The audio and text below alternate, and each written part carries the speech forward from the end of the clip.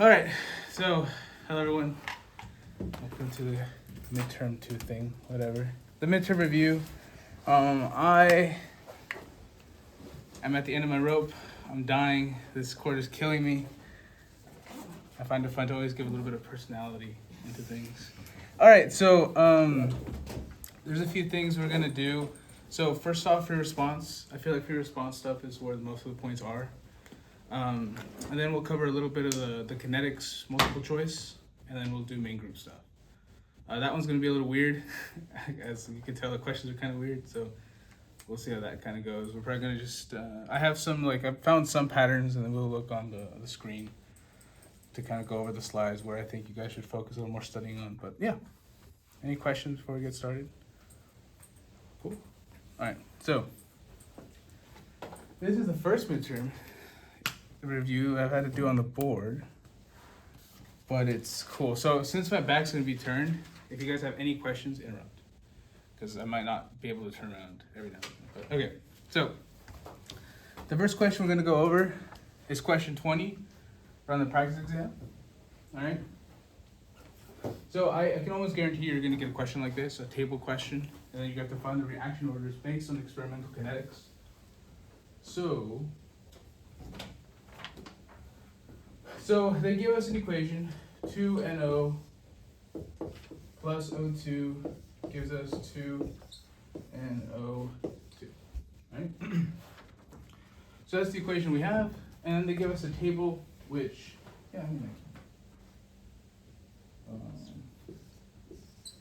really quickly I'm just going to transcribe the table, but this is number 20. For oxygen, it's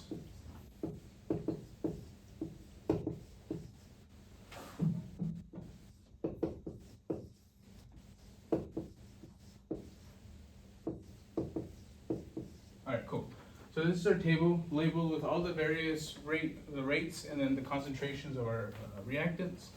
And so our job is to find the reaction orders for our reaction. Okay, so first things first, in this problem, we want to write a rate law, okay? So the rate law here is going to be rate equals K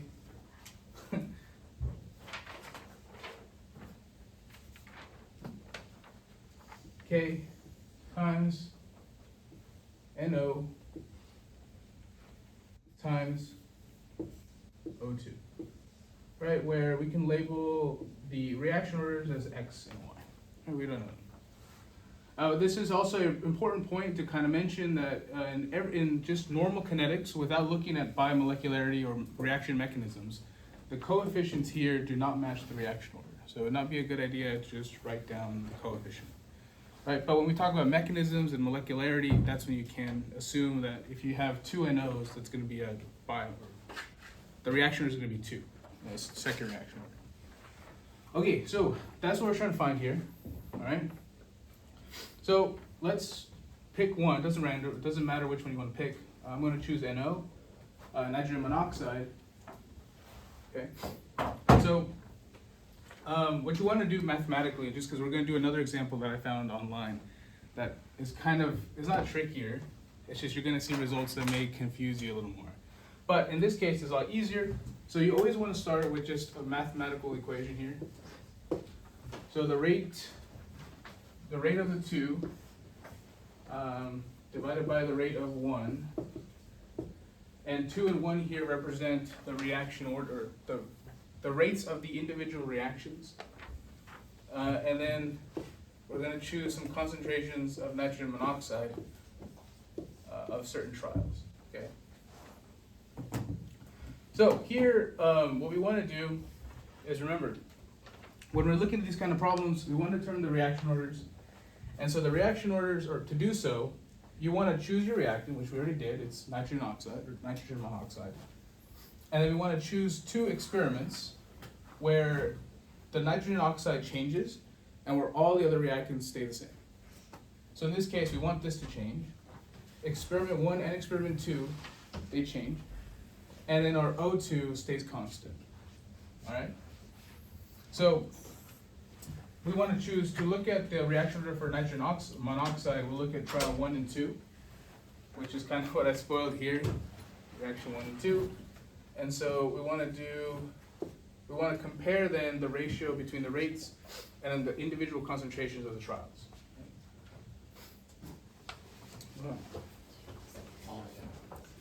Now, okay, cool. So now we just start filling it in. So rate of 2 will be 0.408. Divide now by 0.102. Right, we're just plugging stuff in now. The concentration of NO for that trial is 0.24 molar. That one is what? 0.12. Okay. Cool. So this is what we get. And then when we simplify everything, put them in the calculator. All right, don't trust your instincts on this one. This one's 2 equals 2. And then we can put an X here because that represents our reaction order. Right? Okay, so 2 to what power gives us 2? 1.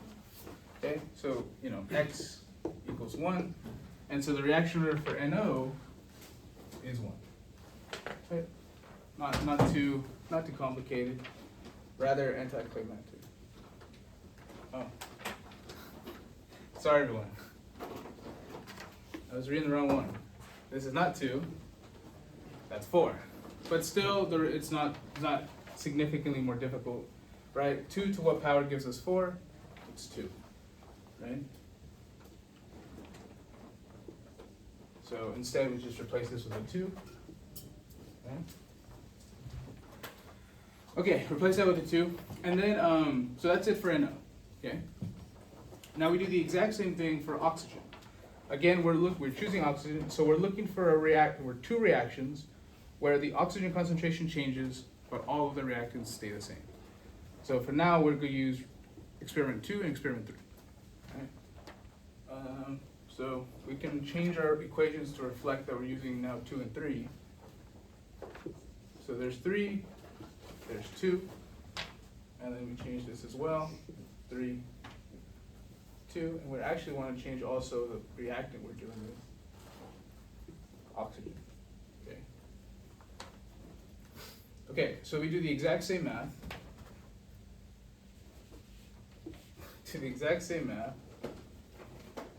So now we're filling in different things. So 0.816 divided by 408. Right? That's reaction 3's rate, reaction 2's rate. And then here, 0.04 for experiment 3, 0.02. Okay. And now in this case, I think it's much easier to see that's a 2. So 2 equals 2 to the x. And so then the reaction order for oxygen is not 2, it's 1. Okay.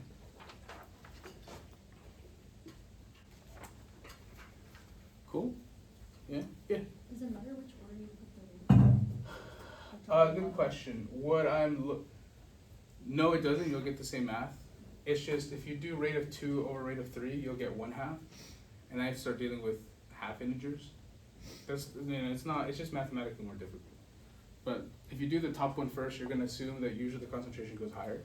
So then you get nice even numbers like 2. But it's not incorrect to do the other way.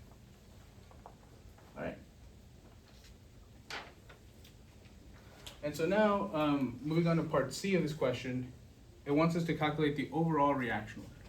So the overall reaction order now is just taking the sum of the individual reaction orders, which is 3. Right, so it's overall, it overall has a reaction order of 3 because all you got to do is just add these up. Add up the numbers. Right, nothing too crazy. Can I erase this? I'm cool with them? Alright. Oh, yeah. You said we're doing a practice test. Did he release this somewhere? Or? It should be on my Canvas. Oh, on your Canvas? Yeah. Okay, thank you. Yeah. All right, you weren't here on Monday, right? Yeah. So this is on. It's on. Okay. All right. So this is part C. Part D. All it's asking is determine the rate or the kinetic rate constant. So K. We already know the equation, right? So it's just rate equals. Well, let's just get the head shot. All right, so we already know the equation. So now all we got to do is just pick one experiment and just plug in the numbers, right? So I don't know, let's just do experiment 3. Right, so the rate, which is in this case is 0.816 equals K, we don't know what K is, times the concentration of NO squared.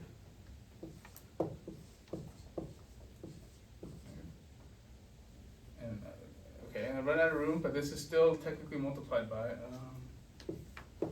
0.04. Right, these are multiplication, I just ran out of room. And then you just do math. So you just do algebra. So you can just divide eventually what K is going to equal. K equals 0.816 divided by this.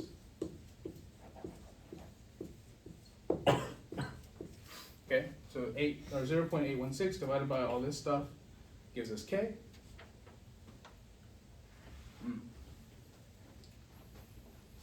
Okay, cool. Yeah, and so then K is going to equal 3.5 times 10 to the 4th. All right, and now here's where I want you guys to focus. This is an important part that people miss. Again, like I've been reiterating for a long time, the units of K change. Okay, so the person's practice test that we have, they got it wrong. This is one of the reasons why they got it wrong, is that they didn't have the right units on K.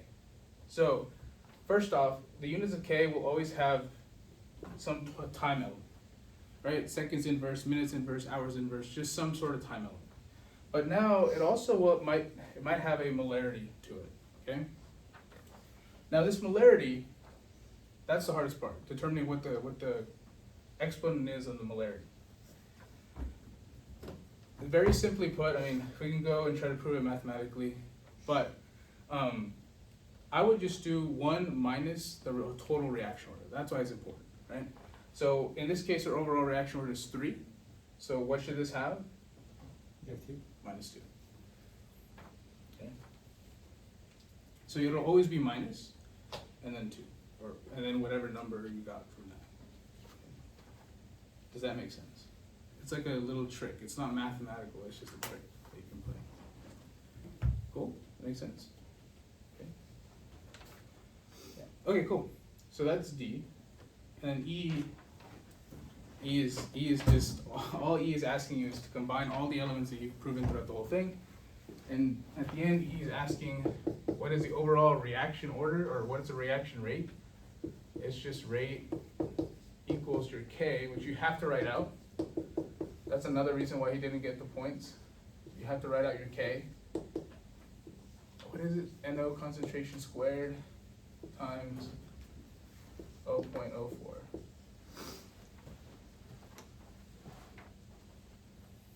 Well, okay, that's it. That's the problem. Yeah. Cool. All right. Any questions on this guy? Yeah. Wait, why is it 0.04? Oh, that's just a constant of it.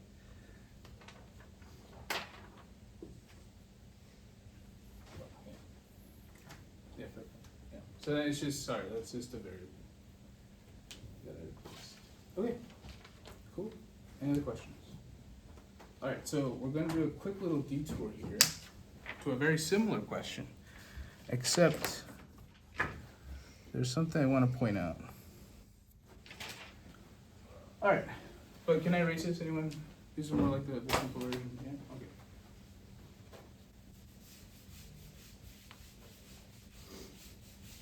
So this next question is actually from interleaves exams, which are known to be slightly more difficult, or so I've heard.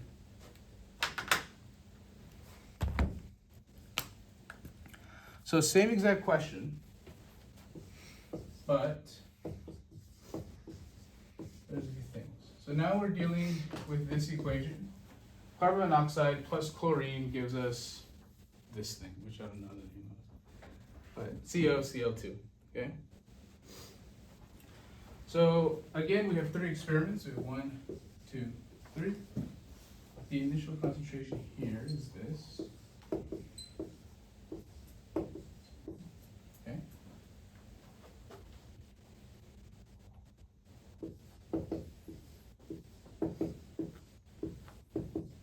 So that's that part of the table. And the initial rates are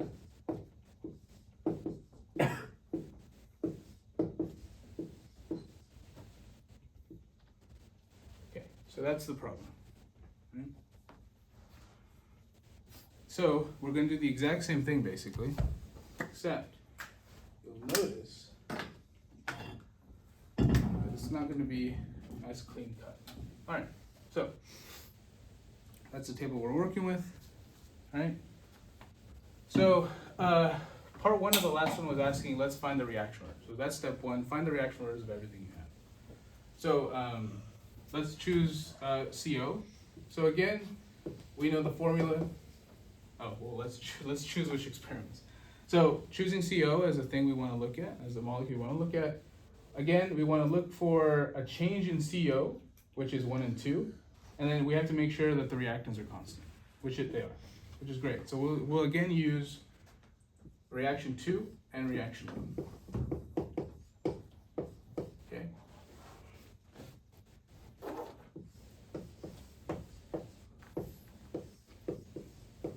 So there's a little equation you find just by, all we're looking for is the ratio of everything. Right.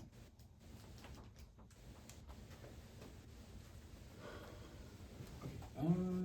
0.241 divided by 0.121 equals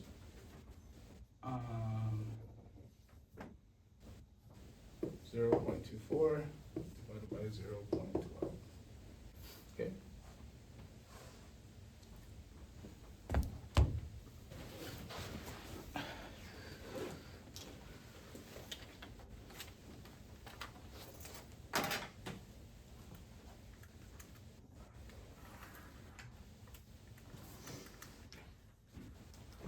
All right, so in this case, this is basically 2. It's 1.99, but it's 2. And this is also 2, okay? So again, 2 to what power gives us 2? 1, right? Okay, cool. So we know that CO is going to be 1, right?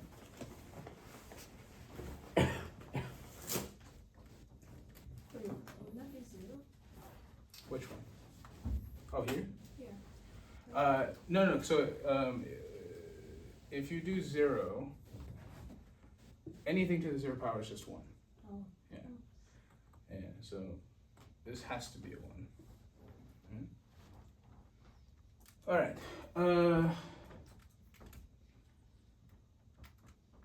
Let me just do this one really quick. Yeah. All right. Cool. Wanted to make sure it was there. All right. So CO, not too bad, right? That's what CO is. Now for chlorine, let's do the exact same analysis. Is everyone cool if I erase this? Yeah? All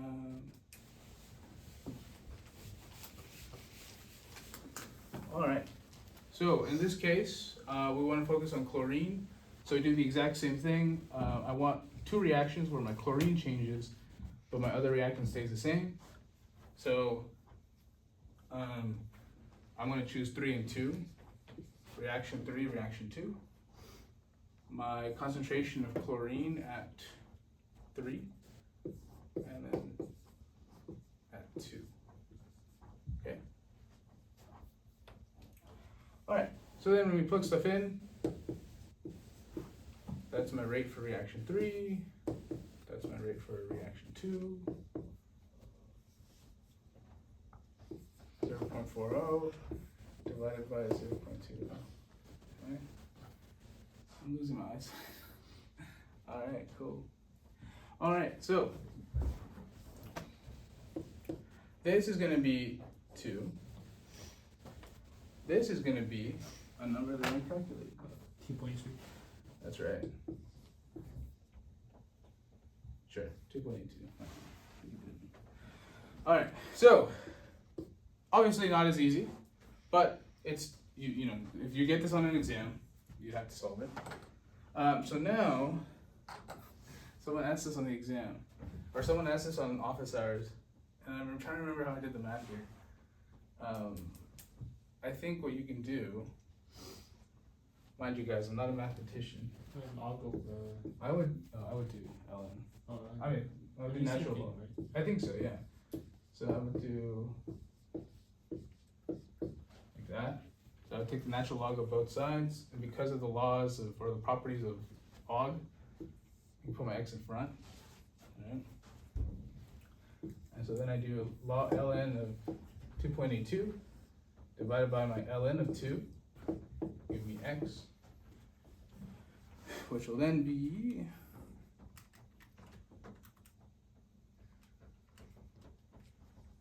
1.49, something like that. 1.49, which then is actually 1.5. You can round that up. So you can have fractional reaction orders, and we just saw an example of this. All right, so something I just kind of wanted to give you a heads up, maybe if there is one.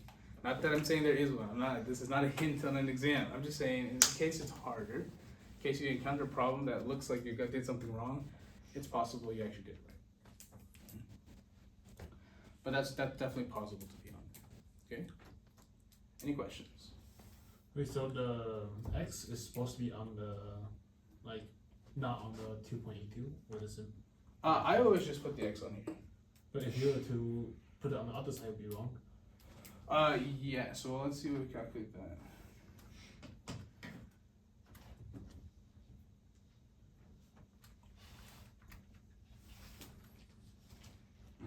Yeah, so if we do that math, you're gonna get 0.666. Okay. So obviously that's not really.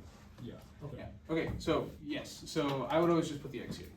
Okay. And also the reason why we put the x here is because we're talking about the reactant, Oh yeah. right? We want to find out the Okay. exponent on the reactant. Okay. Yeah. Cool. Any other questions on that guy? Cool. All right. All right. So that's gonna be it for that part of the very. Wait, so what were the unit for the KB for Oh, this 2.5? Same thing. Just do 1 minus the overall. So the overall Oh would be yeah, would be, so m to the 2.5 minus 2.5? Actually, overall reaction is 1.5 plus 1, right? yeah. That's 2.5 for my overall reaction. Yeah. 2.5 minus 1 Yeah, 1.5. is 1.5, yeah. So the units of K are going to be, I'm going to say X because I don't know the number. Molarity to the negative 1.5 seconds minus 1. Okay, cool. Yeah, good question. Yeah. So just straight up, just take minus 1. Okay, cool. Any other questions? Great. Okay. Can I resist? Yeah. Cool.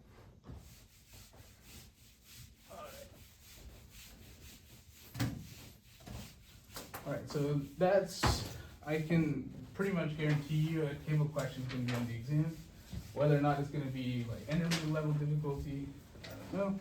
But you always have, you now have some exposure to something that might happen. Are we gonna get like nuclear? Yeah? I don't think so. No? I don't think so. Right? No nuclear. Okay. Okay. The next thing we want to look at here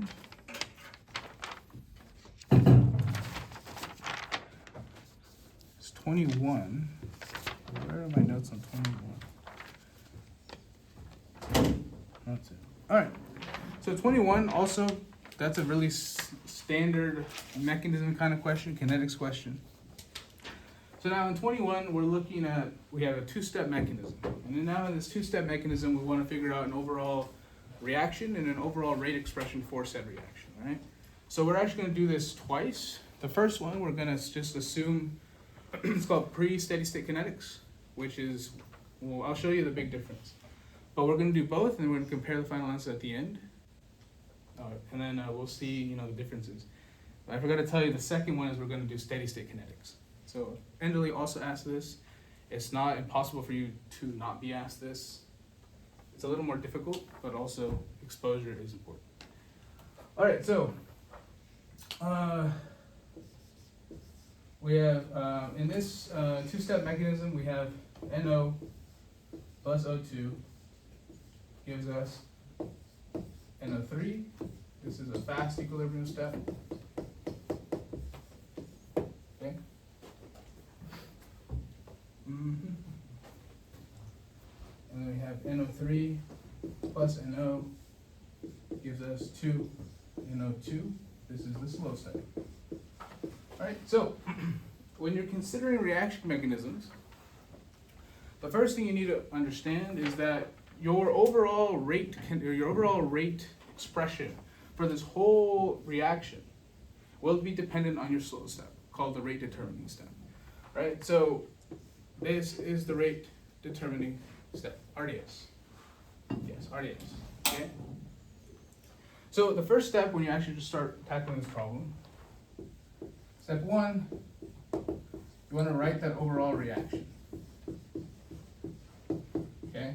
Not only will this help you kind of understand, this will help you understand what an intermediate is and which ones are intermediate. So that if you encounter an intermediate in your RDS, which usually happens, you know which one it is. Okay?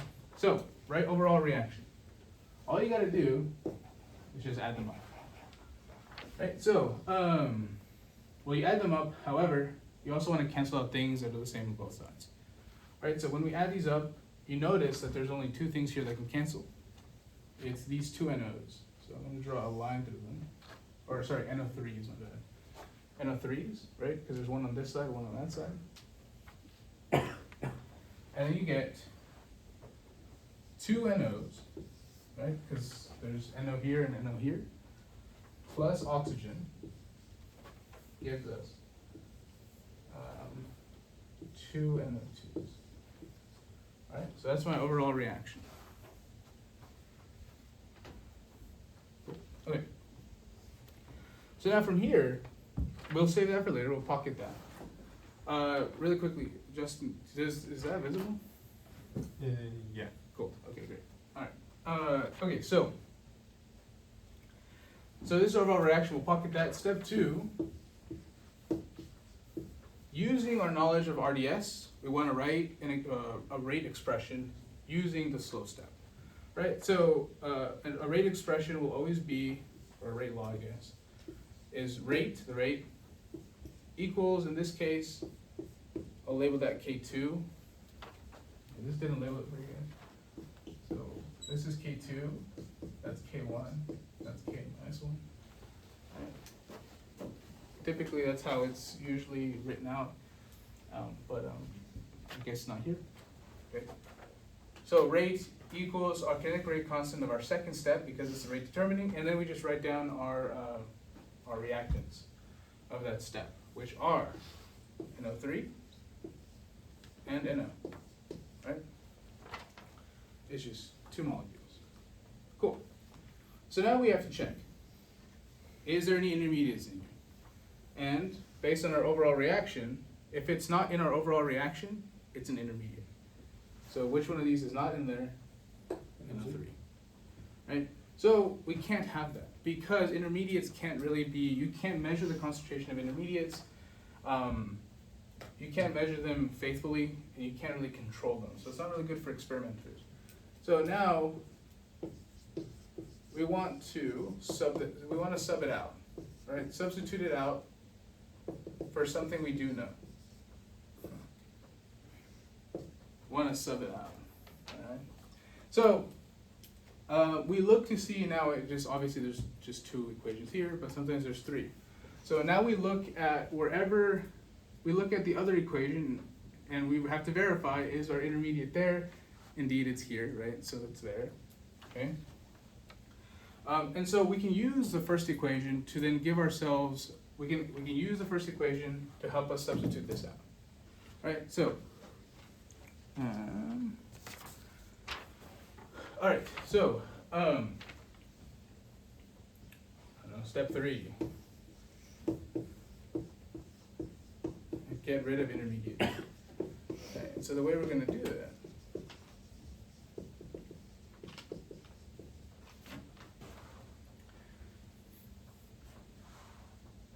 is we're going to look at our first reaction. All right, so in our reaction, it's in an equilibrium, which suggests that at any one time, we're gaining some NO3, but we're also losing it, right? We're gaining some, and then we're losing some. That's what the K minus 1 and the K1 mean, okay?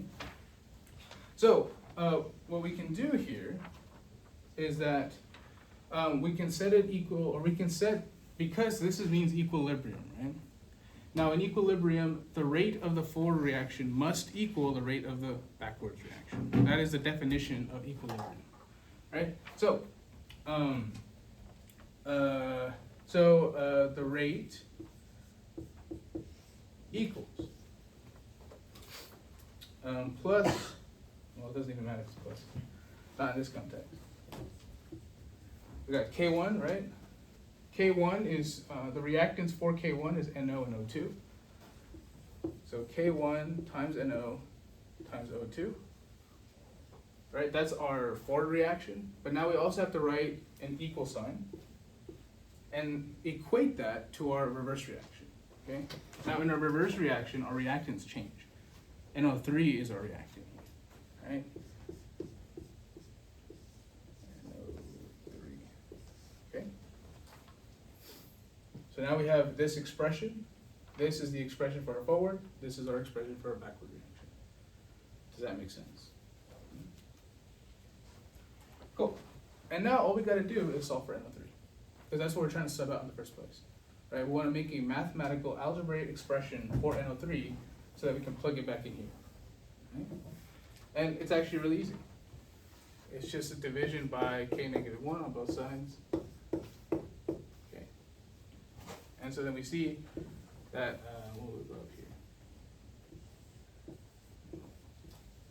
The concentration of NO3 equals K1 times NO times O2 concentration, all divided by K negative 1.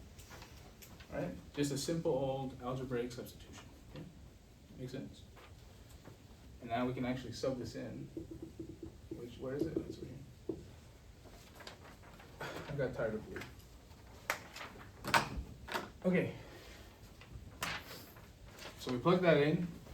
So now our overall rate expression here is the rate equals K2. Remember, K2 comes from our original expression that we did in step 2. Right? K2 is still there. But now we've got to plug this in too, which is now K1 times NO times O2 divided by K negative 1. Right? That was NO3, but now that's been substituted in. And then we can't forget about the NO on the end here. Okay?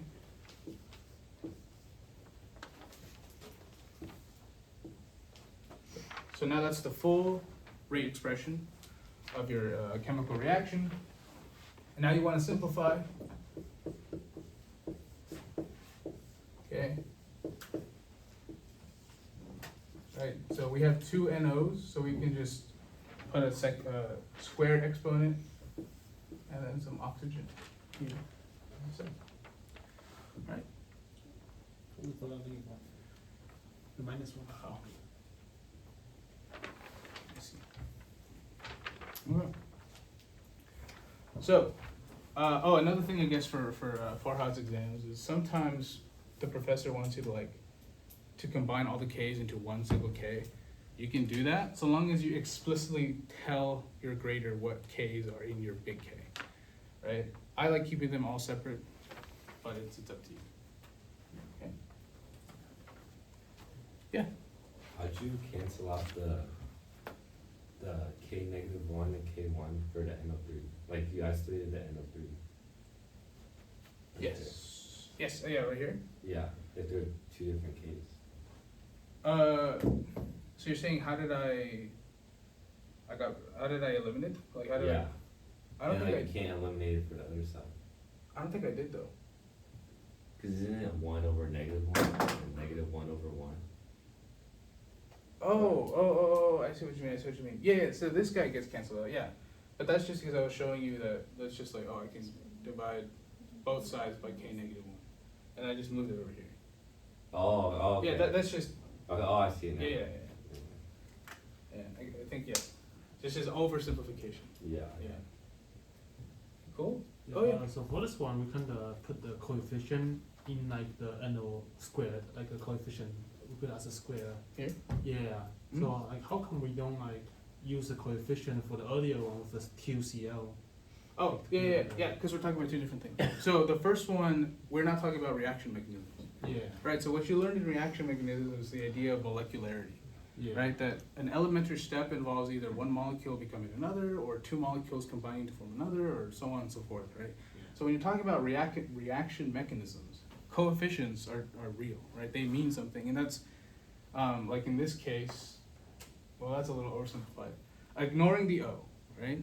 What this is telling us is that one NO and one NO have to collide to form a reaction. Yeah. That's second order, right? Yeah. But that only applies to reaction mechanisms. When you're talking now about just general kinetics and rate laws that we study, or that we did like in problem 20, Yeah. that might not be the case. There could be other compounding factors. Oh. Because you're not talking about elementary steps, you're talking about overall reactions. Right? Yeah, so for the other one, we will just ignore the coefficient there because we get that from the table. Exactly, yeah. Cool. Any questions? All right. So this one is also not on your practice exam, but let's assume you can change it. There's a few ways to change this.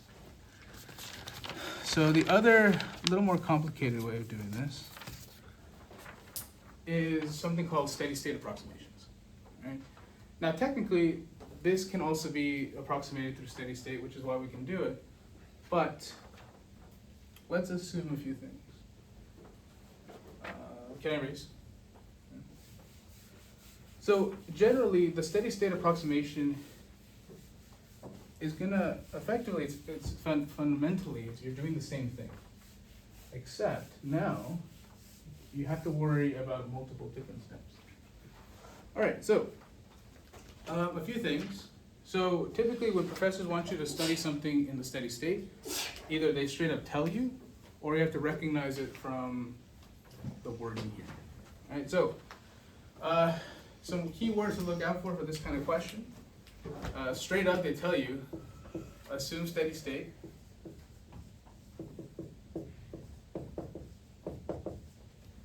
They can also abbreviate it. I think it's abbreviated PSSH, something like that, which stands for post steady state. Okay.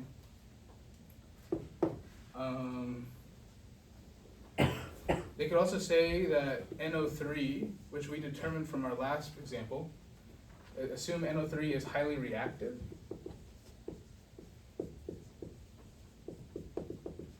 Right, which our intermediate is getting consumed extremely fast, which means now that, and you can't really tell it from here, right?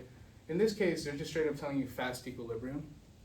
So either it can tell you just, they don't tell you which one's fast or slow, or they can say like, because in this case, what you're assuming in this case is that this reaction happens so slowly that you get a buildup of this guy. And really the interplay here is just going to first reaction. Right? That's all that's really happening is first reaction. And this guy is so slow that, I don't know, every like 10 minutes you get one molecule, then one molecule. But this guy's happening super fast every second or something. But now when you're looking at steady state, what's happening is these two are now more closer in speed. So now you're getting some in here. You're having your overall equilibrium is still working, but now you're pumping out more of this. And so the whole idea of steady state equilibrium is that the change, so D, the change in, or you can even do delta. I feel like I betrayed myself. I'm not a mathematician. I like delta. So the change in NO3 over the change in time is 0. That's what steady state approximation states, is that at the end of the day, when NO3 is going through this reaction, both reactions are happening relatively at close at speed. that it almost feels like it's almost like in a, what's the word, a factory assembly line. It's almost working like in an assembly line. And so that's what that kind of means at the end of the day. Okay, and this is going to be very important to how you solve this problem. All right, so now that we assume it's in steady state, what's going to happen? Well, again, you have to identify your intermediate. We've already identified it from the last one, it's NO3. Okay? So now, because we care about both of these equations at the same time, right? Before we were just looking at the rate determining step and being like, that's what we're looking at. But now, because these are much closer in speed, we have to consider both. Okay? So, what this looks like is the change in NO3 over the change in time equals 0. We determine that. This is also a mathematical statement. But what else? All right, so now since we're focusing on the intermediate, we want to ask ourselves, what's going on to the intermediate in these different reactions? Well, for a reaction that's governed by K1, right, we're gaining NO3. Right? NO3 is a product. Does that make sense? Okay, we're gaining NO3. From K1, we're gaining NO3. Therefore, plus indicates that we're gaining NO3. K1 indicates what reaction we're talking about. And then that reaction is governed by the two reactants, NO times O2.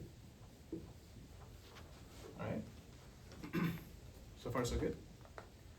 Now, we also know that K-1 decreases the concentration of NO3.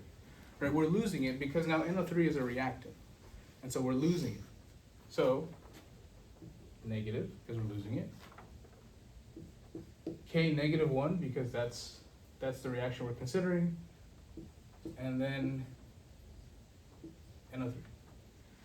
Right?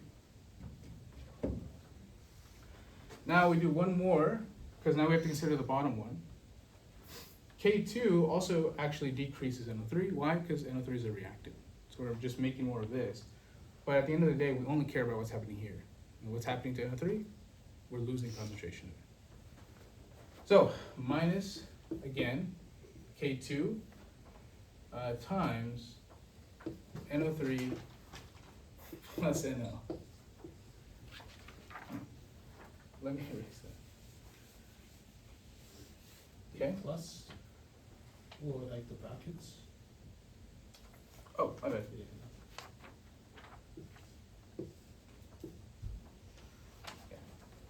Does that make sense? That's really this is the choking point of this kind of question, right? Do you understand how to get to this expression? Wait, Yeah. what is this again? This is assuming steady state approximation. Okay. So typically, it'll say, it usually will say, it will say, or you know, some keywords to look out for is steady state, the acronym PSSH, or NO3 being highly reactive. All right. Okay. They also say like K-2 is also using up the NO3, so that's also a. Yes. However, there is no K-2. There's no equilibrium here. If it was there, yeah, yes, it would have to, but there's no equilibrium. Okay. So does that make sense so far? How I kind of did that? Okay. All right. So you know, most likely, will this be on your exam? I hope not. But it's on end release, it might be there. And so it's fair. This is something that's covered in kinetics. Yeah. So whether or not it's positive or negative is decided by whether or not it's being like consumed or produced. Yeah. Okay. Exactly. Exactly, yeah. All right, so now, at the end of the day, like I was saying, the fundamental truth of kinetics problems is that we're trying to get rid of the intermediate, right? So I didn't, you know, like we did last time, the overall rate of this equation is K2 times NO times NO3. Right, do you guys agree with that? So now, we still have an intermediate, we don't want the intermediate in there, okay? So, we have to solve for NO3 here. Okay, so now we have to get NO3 isolated and plug it back into here. All right. Okay, so, I would try to start making things positive. So if I simplified it, I would do K2 times NO3 times NO, okay, plus K negative 1 times NO3, and that is equal to K1 times NO times O2. Right? All I did is I just added this and this expression to both sides. Right? Okay, now, do you guys remember the distribution rule in just, in algebra? Factor it out. You would factor it out.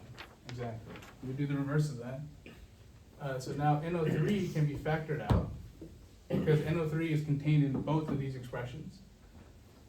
So K2 times NO. Okay? And this stays the same.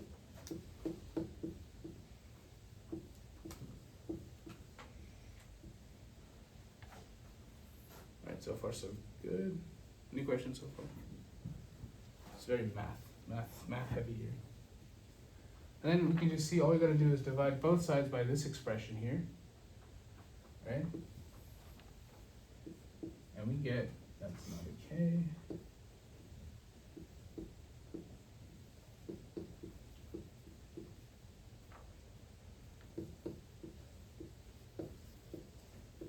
Okay? And now we get this expression. Alright, cool. So far so good. And now we can plug this in here, like we did last time. So all we're doing is substituting for the intermediate, and we get that the rate overall equals K2 times K1 and O times O2 divided by K2 NO plus K negative 1 times NO again. So all we did is we plugged this huge expression we got down here and just plugged it in for NO3, but we still have K2 and NO, so we get that. Does that make sense? Okay. Now I want you guys to look at the answers. So this is the answer for this one, and then the answer for the previous one, I already forgot. I know the thing was it. We'll just leave it unsimplified.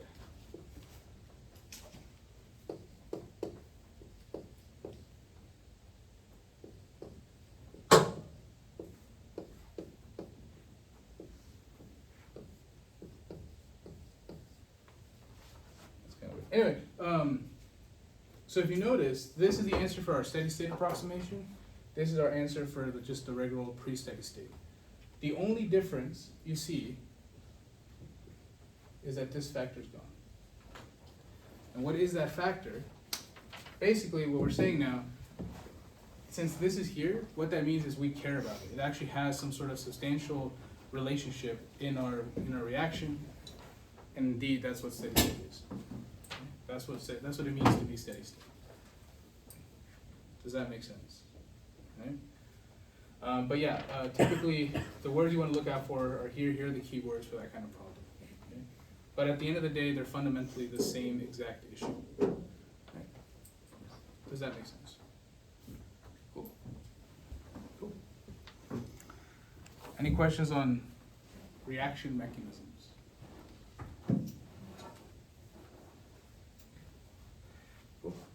Can I erase everything? Can I go with everyone? All right.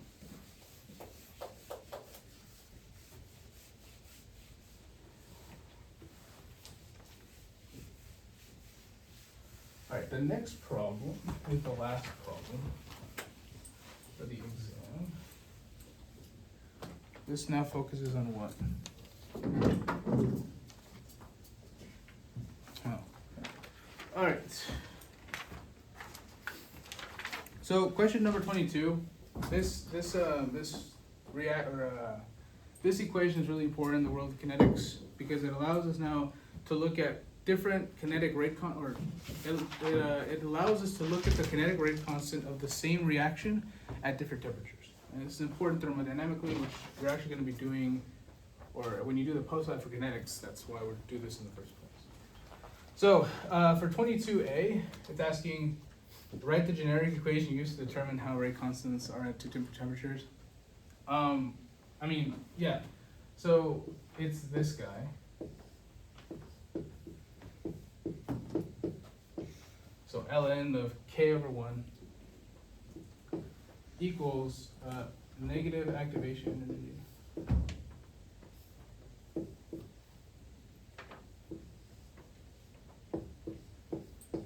And then it's like reverse.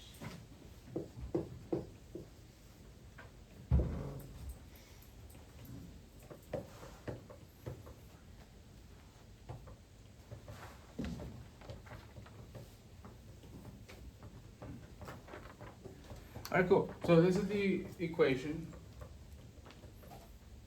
Something's really bugging me about the negative. I don't think that's there. I think it's this. It is? Okay. Well, anyway. Oh yeah, it is. It has to be because, okay. Well, if we had more time, I'll show you how to derive this. But this is on your exam, or what's like your exam cheat sheet or whatever. This is on there. That was a free point, right? It's on there. It's just recognizing that this is what you need. If you're asked about two different temperatures and two different rate constants, this is what you need. Yeah. Okay. So the rest of the question now it's asking. So for part B, it's asking, what is the rate constant at 446 Kelvin, and then show your detail or show your work. Cool. Oh, yeah. So let's get introduced to that really quick. So rate constants, K's, obviously we realize they have different units, so the units will present themselves as we go along the problem. A really important point that people often miss in these kind of problems is that EA is usually given to you in kilojoules per mole, right? And EA again is the activation energy. It is the quantified measure of how much you have to go over the hill to complete the reaction. Right, it's the energy needed to actually go over the transition state. And then R, we know is 8.314 joules mole of Kelvin. A really big mistake is not making these agree. Right, this is in kilojoules, that's in joules, two different units. They can't do it. I like going to joules here. That's just my preference. You can turn this into kilojoules, it doesn't matter. Right, and then temperatures are always in Kelvin. So for 22, actually a lot of things here. So for 22, just to kind of give us more context, the activation energy for this reaction is 186 kilojoules per mole. The rate constant, K, at 555 Kelvin is 3.52 times 10 to the negative 7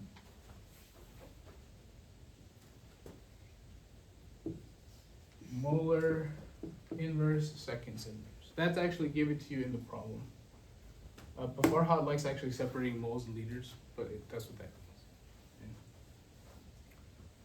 All right, cool. And now we've got to use the information we're given here and then solve for the rate constant at 645. So 645. All right, that's a problem. All right. Now, at the end of the day, it's just a plug and chug. Right? We're just plugging in numbers, we're getting the answers here. Right, so ln of K2, we can choose K2 to be the one we're looking for. Okay, and that means K1 is 3.52 times 10 to the negative 7. Okay. Equals negative So if it's 186 kilojoules per mole, I like joules, so we can convert that into joules. So it's 186,000 joules per mole. R is 8.314 joules moles times K. Right? And the temperature, so remember these are flipped, or not flipped, but I like to think of them as they're kind of reversed. So you would think 2 is here, it's not, 1 is here. So this is then 555 Kelvin minus 1 over 645.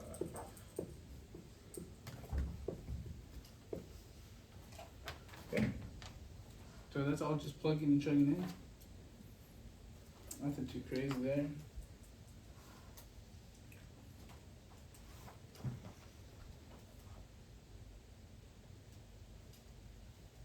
I skipped a little on the math, huh? Alright. So at the end of the day, you're going to get the K2, or once you simplify all this out, you'll get the K2 divided by 3.52 times 10 to the negative 7 molar inverse seconds inverse, right? You're going to get that equals, I should know that, e to the 5.6, right? That's going to give you 270. Multiply then that by your constant here, so 3.52 times 10 to the negative 7. You're going to get 9.5 times 10 to the negative 5th molar inverse seconds inverse.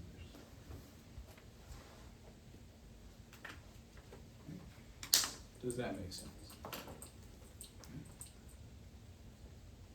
Any questions at all? Cool. Okay, and then you want to check if this answer makes sense. So we're at a higher temperature, right? So we should be going faster. All kinetic reactions increase with temperature. Indeed, it does. It increases by about 100 fold. Okay. Cool. All right. Okay. So any question on the free response stuff?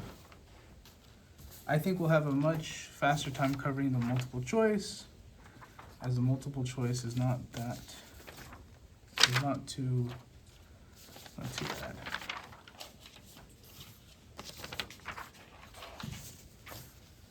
So we're gonna start with the kinetic stuff just because the other ones are a little stranger. Okay. Any questions again? Last call before I erase these guys. Yeah. I got a different answer. Okay. Instead of getting positive 5.6, I got negative 5.6 for that part. Where you do e to the. Oh, negative 5.6 here. Mm-hmm. Oh, potentially. My math may have been.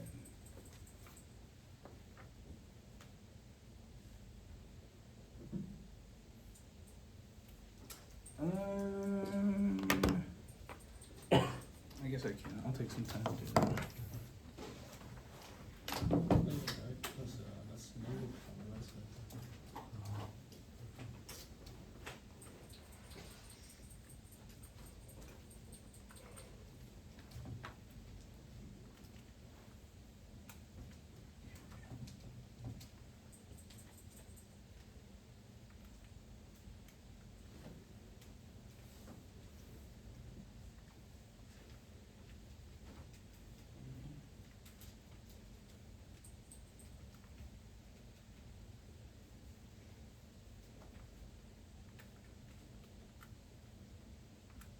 I think you can be right here.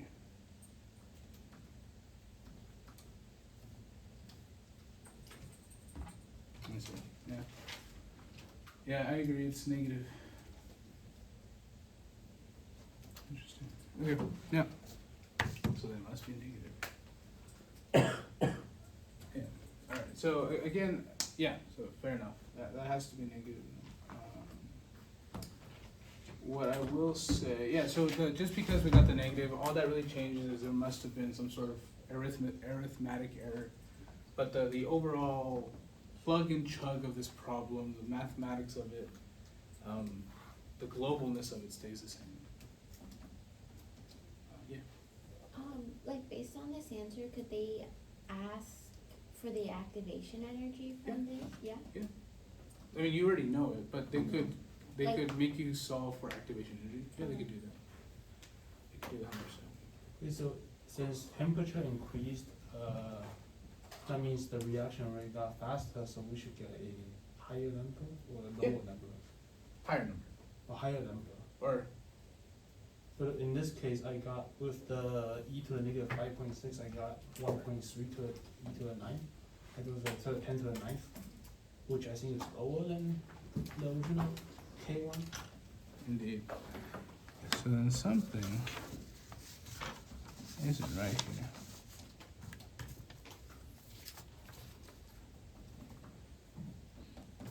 Has anyone else checked on the calculator? Yeah, I got a 1.27 times 10 to the negative 9. Yeah, that's what I'm looking Something's weird here.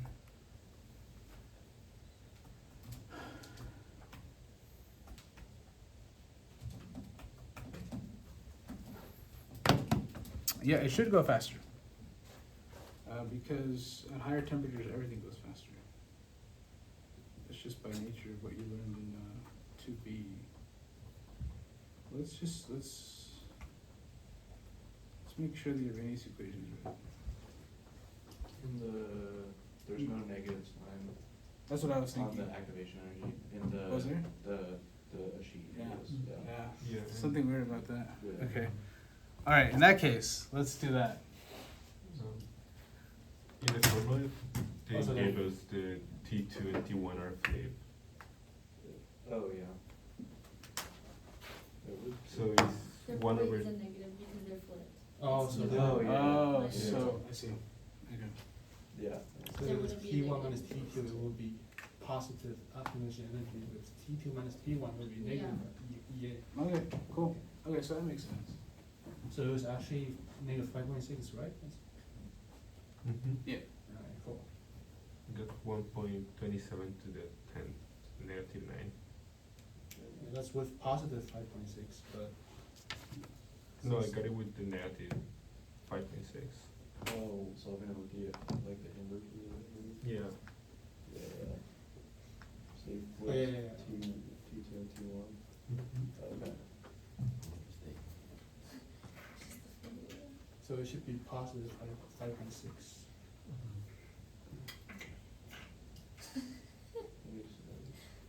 Then you get a negative with the temperature part, and then the two negatives.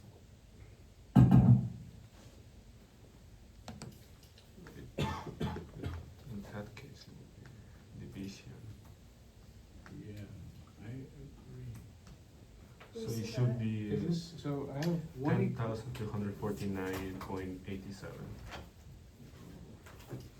That equation does That doesn't make sense. All right. Well, things that seemed easy clearly are not. All right. So I have one equation here that has a positive EA, K over K or K2 over K1, positive EA, T1 over T2, or minus T2, I suppose. So this is the equation I got. This Um, is the only one he gave on the, he Yeah. posted the exam sheet, this is the one he gave us, or it's gonna be on there. Yeah, Wait. that sounds right. Wait. T prime sounds right. Is Is T it? prime just T2? Two. T2? I'm assuming it's T2. Okay. Wait, is it it's T1 minus T2? Yeah, so the way I remember it is, it's a really weird one because K2 and K1 are opposite. So I always thought it'd be K2 here, but in this one it's opposite. That's what I was kind of thinking of it. but we gotta make sure the math is right. I wish I had my graphing calculator.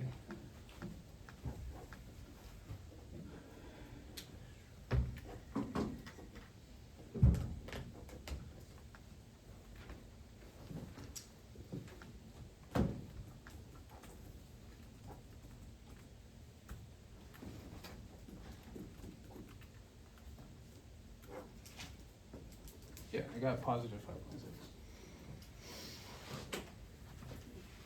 Great.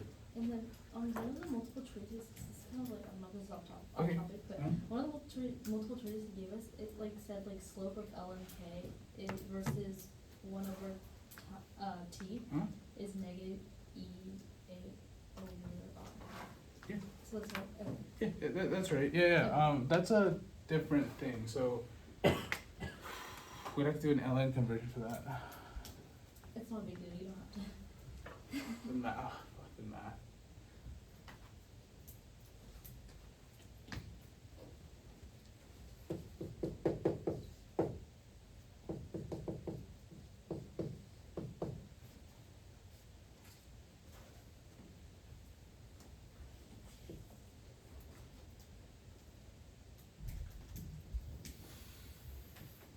Where's the pre-expansion factor go? That's the y-intercept.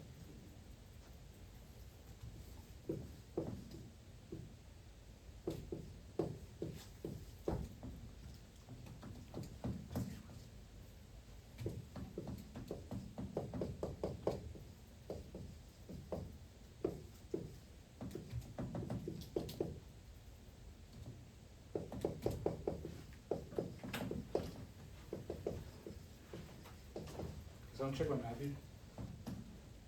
I think that's it. I think that's a linear plot you're looking at. Is it? I think the big thing here that I'm kind of sure or unsure of is that because these are being multiplied together, I think I can add them. I think it's a property of LN. that's the same, yeah. Cool. So then, yeah, that's where it comes from. You just do an ln of your original Arrhenius equation.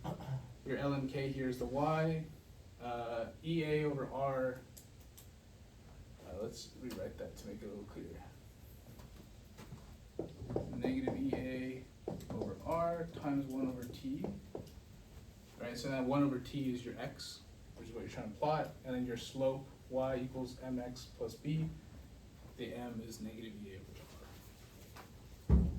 Wait, and what is this equation used for? This one here? Yeah. This is, so you usually plot this Oh, yeah. experimentally. You can plot the ln of K. Actually, it's what you did in kinetics in lab. Or what you're going to do in lab for your post lab. Ln of K, you take it at different temperatures and you plot the line. And then you should get a nice straight line. And then from the slope of that line, you can get what your activation energy is. And actually, you can get what your pre-exponential factor is too, which is really nice. Does that make sense? Yeah. Yeah, okay. Didn't realize math would be so represented today. Anyway, but yeah, so when I just redid all this, yeah, you get E equals 5.6. Okay, cool. Any other questions?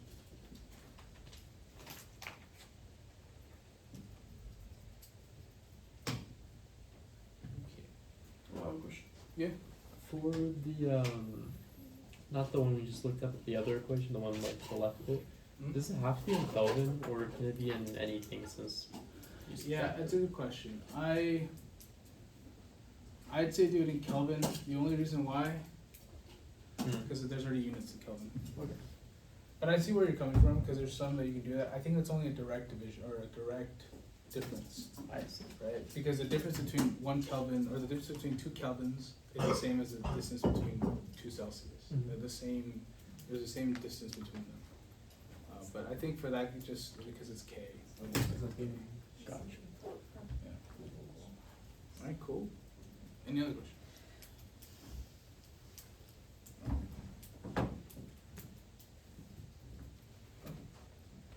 Can I read?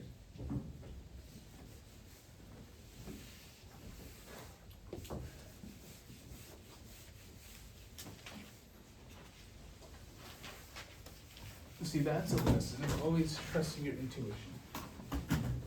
Did Did you guys know that actually, like, your brain is processing like millions of pieces of information every second, but the things you only get. Well, is anyone a neurobio or a neuro major? No.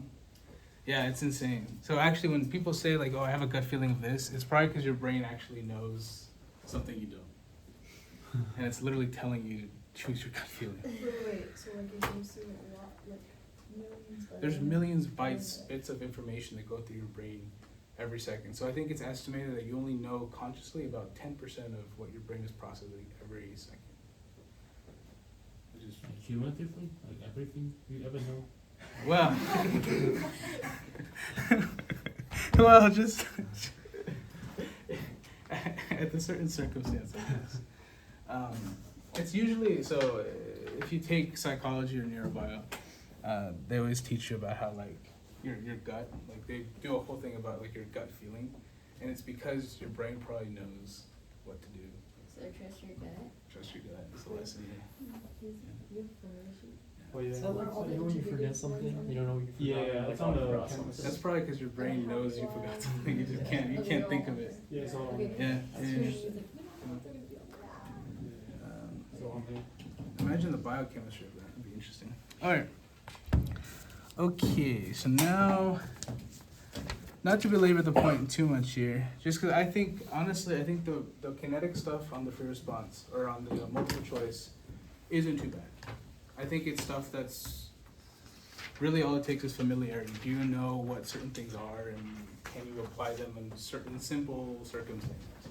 So number 12 is just about an oxidation state of an oxygen, or of a nitrogen, I guess. You know, I guess, do you guys want to go over that one? Okay, cool. All right. Now, number 13, I think, is just important to reiterate. So this is the idea of molecularity, as Wayne was asking about, right? So one of the big things about mechanisms is that you can use something called molecularity, which tells you elementary steps of how a reaction is going to take place, right? And so, indeed, number 13 is molecularity, because it's telling you how many things have to collide and orient themselves to actually form a chemical step, right? And so I guess, and you can go up pretty high. So I don't know. Oh, I think A is better. So let's make that, right? Just a quick example of this. So these are two different circumstances here. Because now we're talking about molecularity and elementary steps, which should be explicitly told to you when you're dealing with them, right?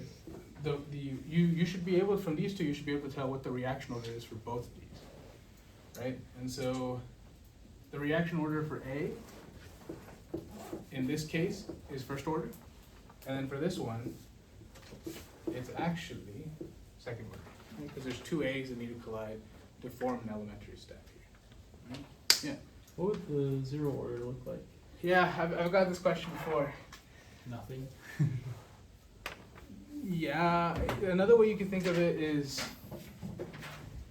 a zero order doesn't literally look pretty in mechanisms. That doesn't exist because that doesn't. The only way I would think of it is like, okay, imagine this one, right? Mm-hmm. But you have like a C somewhere floating out in the ether. C doesn't really participate, so it's zero. Right? It has no relationship to the actual reaction taking place. Another way, just to your point, right? Let's say we go back to question 20 with the tables. There is a possibility you can get a negative. But what does a negative mean, right? And so, I don't know, you could get something like this as a reaction order. That's possible. What that means is, and I'm going to just kind of play it out verbally here, right? So for first order, they're directly proportional. So if I increase, let's assume A is first order. If I increase my concentration of A by 2, then my rate should also increase by 2. Right? That's what first order means. Okay. Now, if it's -1, it's the opposite. If I increase my concentration of A by 2, I actually decrease my rate by 2. So they're inversely proportional. Right? So that's possible, and that's actually one of the only times. And you can also, in those contexts, you can also get zero order. Right? So zero order means like, okay, I double my rate of A, but nothing happens to the rate. That's also zero order. Does that kind of more fun facts for you guys to know? I guess. Okay, so that's possible. All right. Does a second order reaction happen slower than the first order because you need to have collisions in the right orientations, which may take longer than Yes, like the yes, first order? yes. Okay. I can nerd all about enzymes and how they do that effectively, what makes them such a cool catalyst. Enzymes literally have arms that orient things a certain way that actually makes them faster, which is really cool. But yeah, if you're ever interested, okay, but cool. Wait, so this is like the unimolecular Yes. and bimolecular. Yeah. Cool. Alright. Let's see. Alright, so like number 14, right? For which order reaction is the half-life of the reaction independent of the initial concentration of reactants? Again, I don't particularly think this is a necessarily difficult question. It's just, can you recognize what equation's which? Right? And so just really quickly, so just for sake. Actually, I should ask you, do you guys want to go over 14? Right? I mean, really quickly, right? The most famous one, that's not true. The most famous one is this one. That's first order, right? That's on your worksheet or on your little cheat sheet thing. The reaction order for zero order, I think is this. Ooh. K on the, I think it's 2 over K like that. Anyone want to fact check me on I think it's 2K. that? Wait, I have it on my notes. What am I guessing here? Guys, why am I trying to impress y'all? I already got a Yeah, degree. it's 2K on the bottom. It's 2K. Alright, I'm just okay. Where are we? Thanks, sir. Okay. I see. That one over. Voila. So this is first order. Obviously, this is the answer, and the reason you can tell it's the answer is because it's the only one that doesn't have A naught in it. A naught is the initial concentration. Yeah. Could you go over 18 after you're done? 18. Oh, yeah, totally. You want to go down the list really quick? Just see Yeah, the other- yeah, Okay, I yeah. was- But yeah, we can definitely go 18. 18 is probably the more math heavy one. Yeah, okay. But, so this is first order, this is 0th order, and this is second order. Right? So it's literally just, do you recognize the equations? Okay.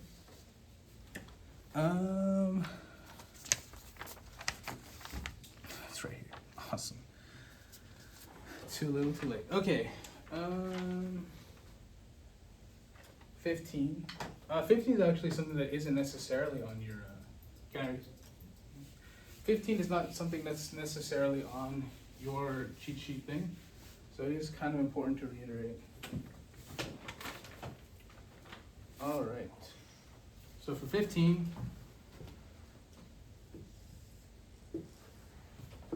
We'll just quickly sketch out 3 graphs here.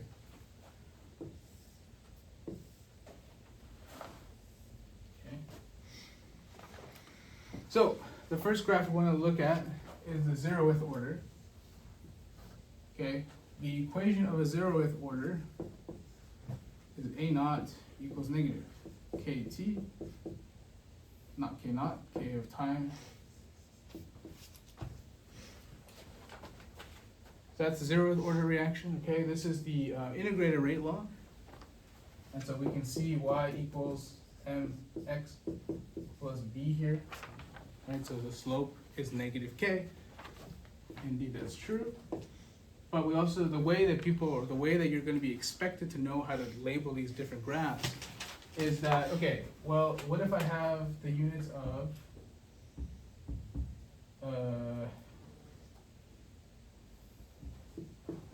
well, let's write that time. And then this is going to be my unit A time.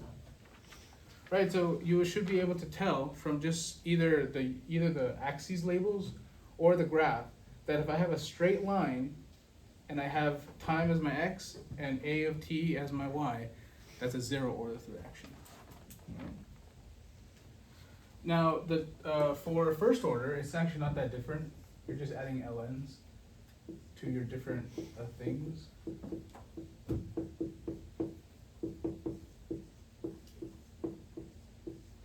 Okay, that's the first order equation there. Again, we know that the slope is negative, so that doesn't change. But now our units on our axes change. Well, one of them does. One of them is still time, but now the other one is ln of a. Right?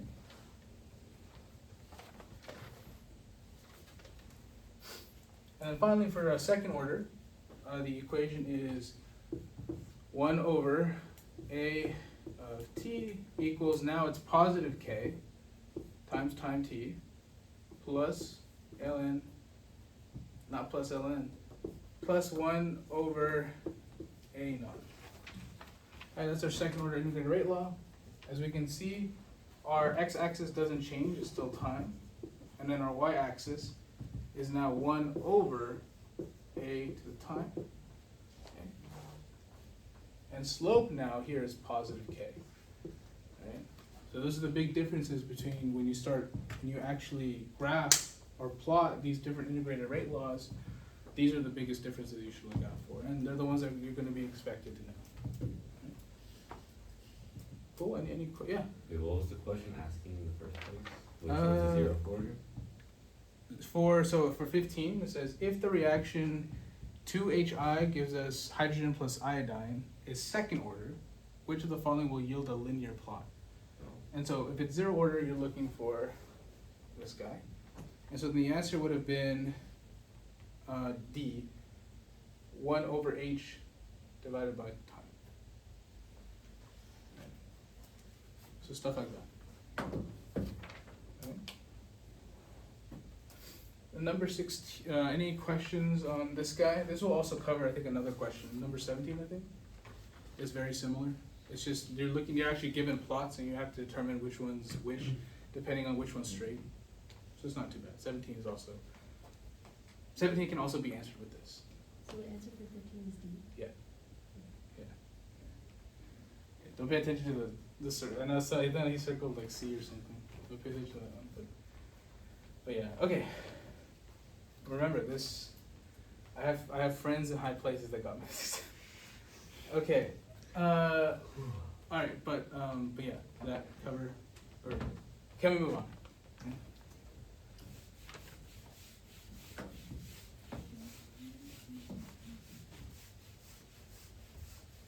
All right, 16. Oh, this one's interesting. 16 is interesting. Let me just kind of look over this. All right, so 16. We are given a reaction.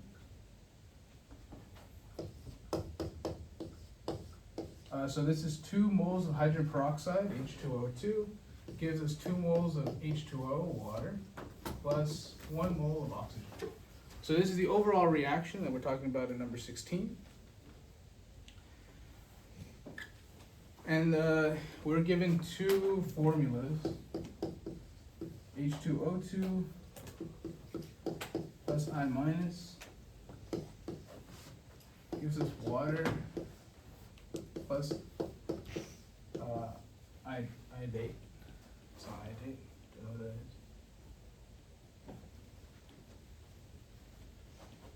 And then the second elementary step is 1 water plus IO minus give us H2O plus O2 plus I minus. All right.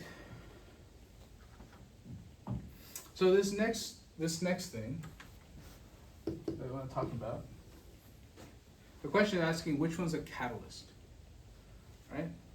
So this is a good time to bring up catalysts and intermediates. Okay.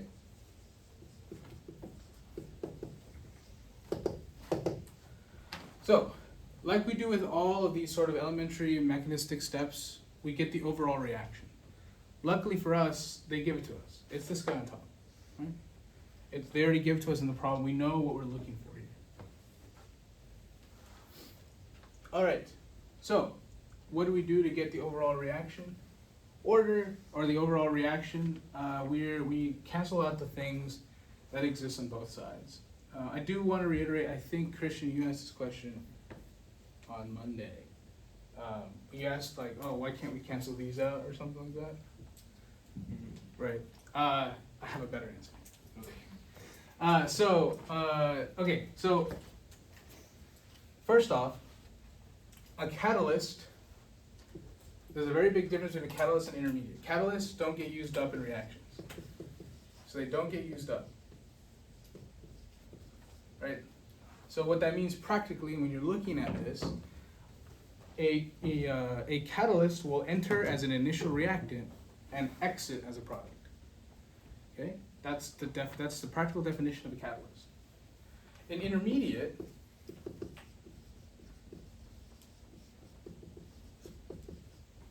is a product that gets used up. Yeah, let's do that. Gets used up. So what that practically means is at the end of the day, an intermediate does not appear as an initial reactant. It's a product, which is here, it'll begin here, and then it'll get used up somewhere. In this case, we only have two reactions, so we see that something does get used up. Right? And so, not to be all vague and secretive about this, but we can see which one is the intermediate, because it doesn't appear in the overall, and it gets canceled out. Right? It's our I minus. They get canceled out. And because our I minus is not an initial reactant or initial product, that's an intermediate. Now for I, it actually does get canceled out. Right? In the overall expression, it's not there. So this does get canceled out. However, we have to remember from the definitions of both of these, a catalyst, although it gets canceled out, and it gets canceled out because it's the same on both sides, it's a net reaction, it's still there. It's still an initial reactant and a final product. It's just not part of our overall reaction. We don't care about it. We just kind of throw it in. We throw it in to do a chemical reaction, but all we're really looking for is our product, which is over here.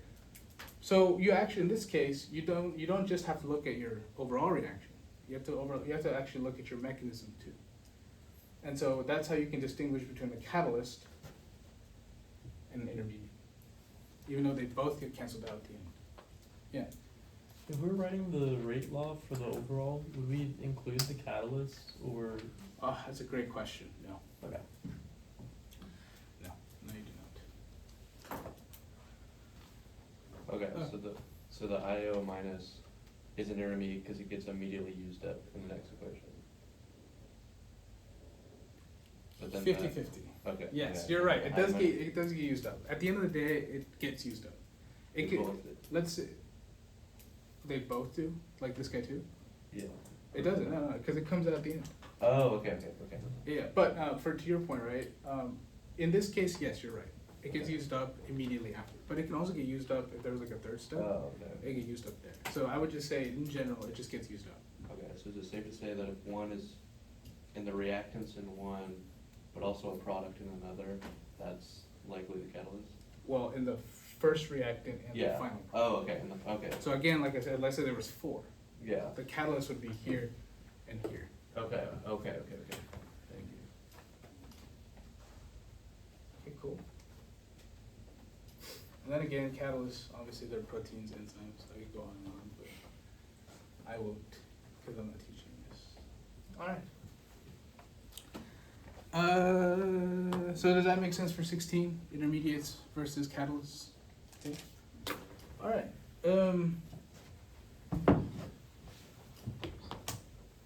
Alright, can I erase? Alright, cool. So the next question we'll cover is 18. So 17 has already been, it hasn't been answered, but 17 has already been covered. 17 is basically number 15, except now it's literally making you look at dots. Okay. Does anyone want me to cover 17 at all? Okay, so number 18. Alright, so for number 18, this is probably your most math heavy question on this part. Right? So That's a good one. All right, so first off, it tells you a lot of things actually. So it tells you that this reaction, whatever it is first order. So that already narrows it down a lot. It tells you that it's 58% complete. Complete. And then, and it's 58% complete at 11 minutes. Okay? So if you were lucky and you got a nicer question, one thing that could happen is if, let's say this was 50% complete, then 11 minutes could just be plugged in into the half-life equation, right? And you'd find K really easily, okay? But obviously it's not. It's not 50%, it's 58%. So, but regardless, whenever you get one of these kind of questions, we're talking about concentration versus time. Again, that is you only apply that to the integrated rate laws. So we know it's first order. So the integrated rate law of a first order reaction is ln of A at time t equals negative K times time plus ln of A initial.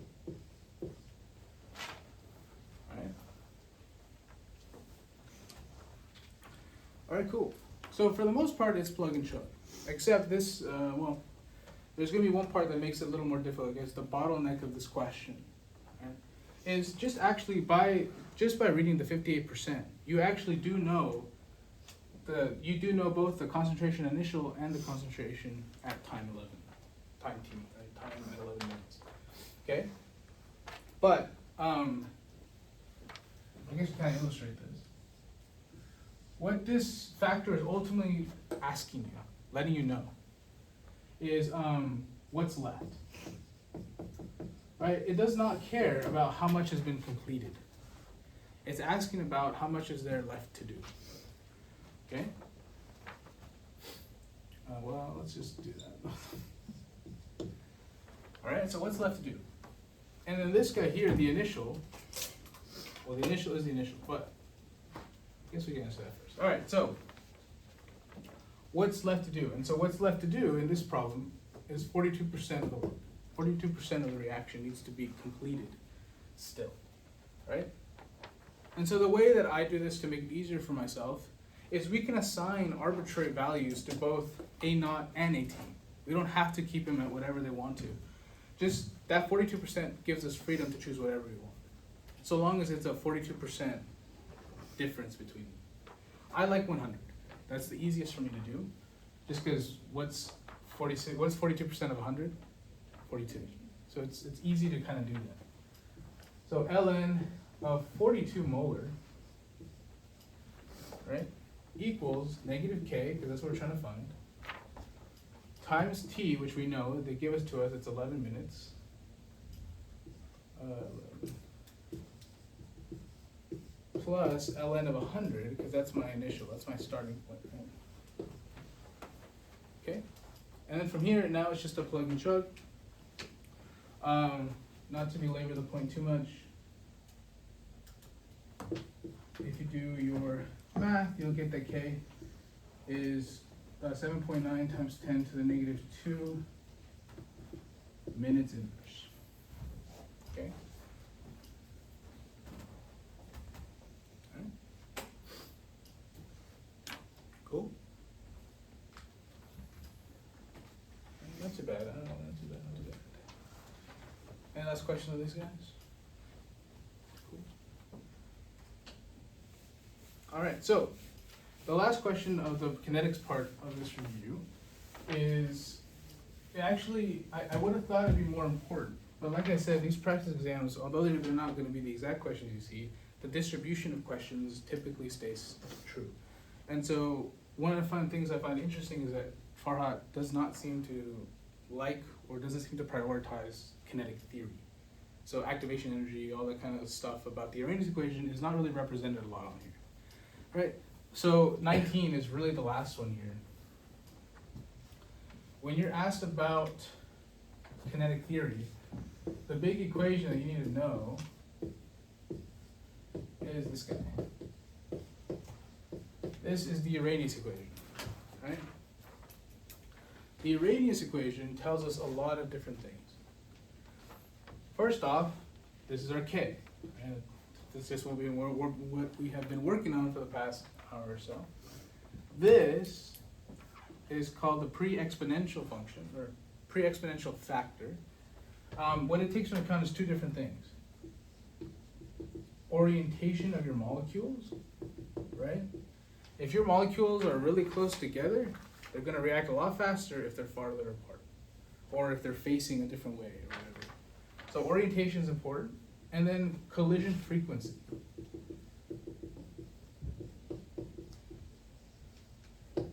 Collision frequency. So both of the two different things are taken into account here in A, in the pre-exponential factor. Of course, we know R. We've known R for a long time. As well, T's been there. And then EA is your activation energy. And what that looks like,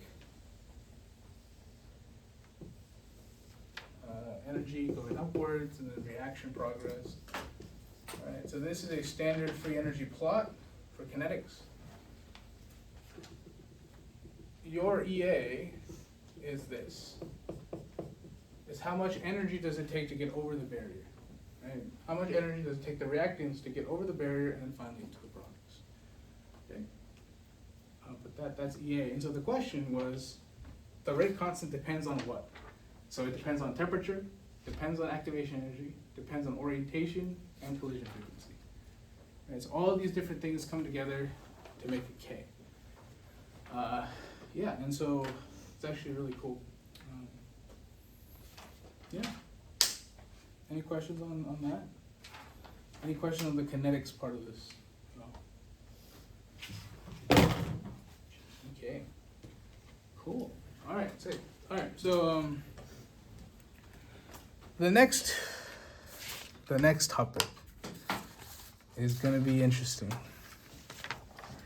because we're going to be going over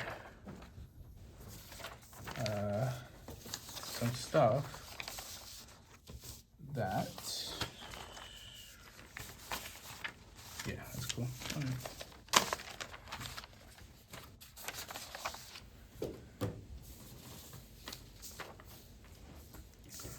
All right, so we're gonna kind of bounce around a little bit here.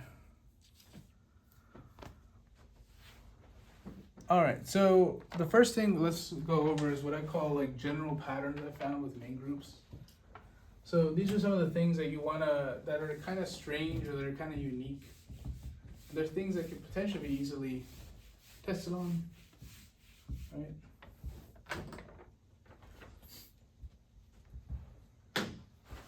So the first thing you want to look at,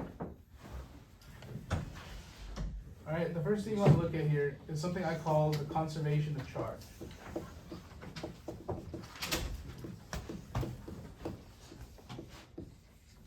The conservation of charge.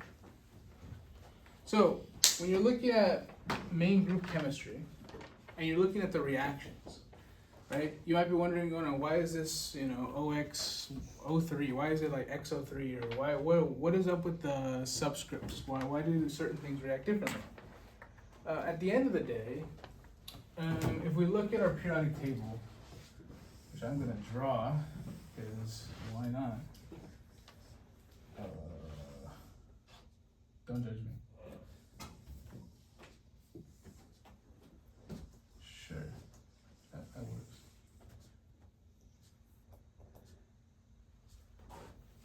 Yeah, I got a degree in chemistry. Okay, cool. Anyway, excluding the lanthanides because I don't care about them. No one cares about them. So these are your transition metals. This is what we studied with coordination complexes, all the sort of high spin, low spin states. This is the past. But now when we're looking at main group, we're looking at, well, this is technically not main group, but we're looking at it anyway. This is group 1 and group 2, right? What is the charge of a group 1 always? Plus 1. Group 2? Plus 2. two. Group 2. Group 3? Plus three. Plus 3. Carbons? 0. Technically it's plus 4 minus 4. but they have the ability to form 4 bonds, right? Nitrogen, -3. Your oxygen, called your halogens. -2. Your halogens are -1. -1. You know what gases are 0. So all those elements in the group participate in the exact same charge. So when you look at any reaction you're looking at that directly involves any one of these different elements. If it involves sodium, it has a +1. So you will see, like, I don't know, if you're reacting Na plus O2, Na plus O2, right? What this is going to give us, NaO, well, technically N2O, right? Why? Because Na is a +1, O2 is a -2. You need 2 pluses to balance the 2 negatives here, right? So the whole idea of the conservation of charge is no matter what reaction you get, just by knowing these values, you know how your element is how it's going to look chemically, how it's going to react, and how many things are going to react with it. And all you need to know is just those values there. Right, so that's a conservation of charge. Don't Yeah. they usually form a peroxide? Oh, this guy? Yes. The point, I was just kind of trying to prove a point here. Yeah. But yes, it does. It forms peroxide because it's weird. Yes, it does.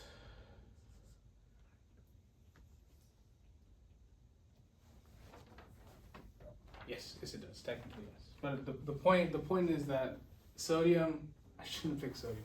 Sodium and lithium are both really weird. And we know lithium reacts with this guy to actually this one does form oxide. But yeah, these kind of metals are just very strange, and they work differently. But yeah. Yeah. Wait, everything other than Na and or sodium and lithium form what type? Superoxide? Superoxide. Superoxide looks like O minus? yes. Oh, yes, but lithium, calico, potassium. Shoot, oh my god. Yes. So it's O2 minus. So that's superoxide. That's just oxide actually. And then this is peroxide. Yeah, so that's actually probably a fact you do want to know, something that was stressed a lot, is knowing that, so sodium will always form this one, a peroxide, lithium will always form an oxide, and then potassium, cesium, francium, and rubidium, so everything below, will form a superoxide. Yeah. Cool. But yes, that's true. Any other questions there?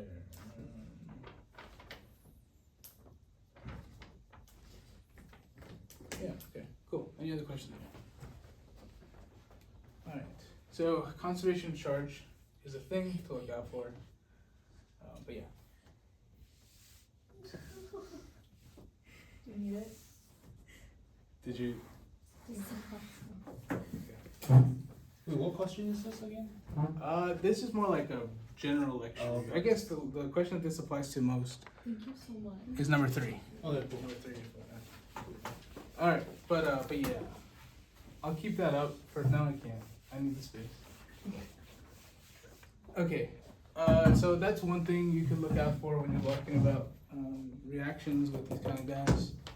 Another thing you want to look at is, or at least when I looked at the PowerPoints, Farhat he stressed a few different elements. He stressed 3. One of them is nitrogen, one of them is oxygen, one of them is hydrogen.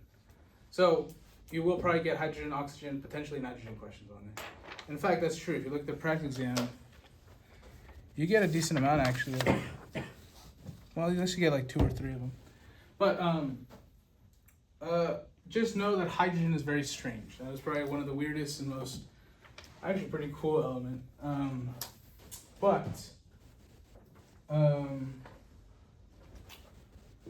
So we'll look at oxygen and nitrogen along with their groups.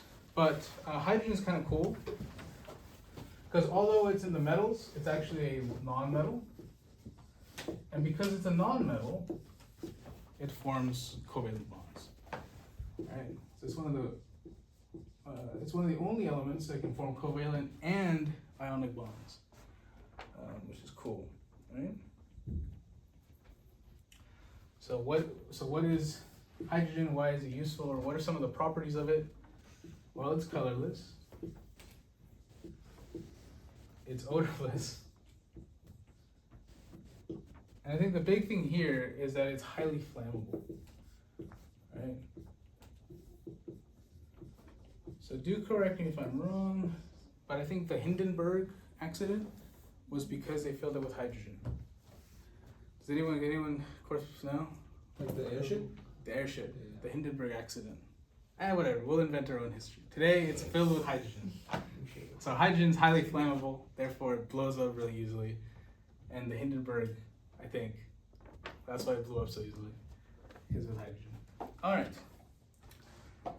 Okay, so what are some sources of hydrogen? How do you get hydrogen? Actually, this is one of the questions on your practice exam. Number 1, you can get hydrogen through the electrolysis of water. Electrolysis of water. Which literally means you put water and you just electrocute the hell out of it to really, really high voltages, and it actually releases hydrogen. And oxygen too, actually. Alright? So that's actually how you do water. Of course, though, it's very inefficient, so companies are like, that's not okay, so they invent their own stuff. So one of the industrial ways to get hydrogen is through something called methane hydrogen evolution, which is when you get this. So this is actually an industrial, so one of the things I will point out is industrial reactions are also stuff that can be asked. This is one of the most famous industrial reactions that uses methane and water to give us hydrogen gas, okay? And it typically involves a nickel catalyst, and it's done at really, really high temperatures. So that's actually, maybe something we should put down. This is high temp, like really, really high temp. But it's something that, the first question sounded kind of like green chemistry-ish, so, what's one of the downsides of this kind of reaction? It uses a lot of energy. Okay, so that's hydrogen. All right. I have a question. Yeah. Is there a name for that reaction? I call it the methane evolution reaction. So long as you have methane in there somewhere, because methane, the only thing you actually can get from methane is hydrogen gas. You can't really do much else with methane. Okay. Cool. Any questions there?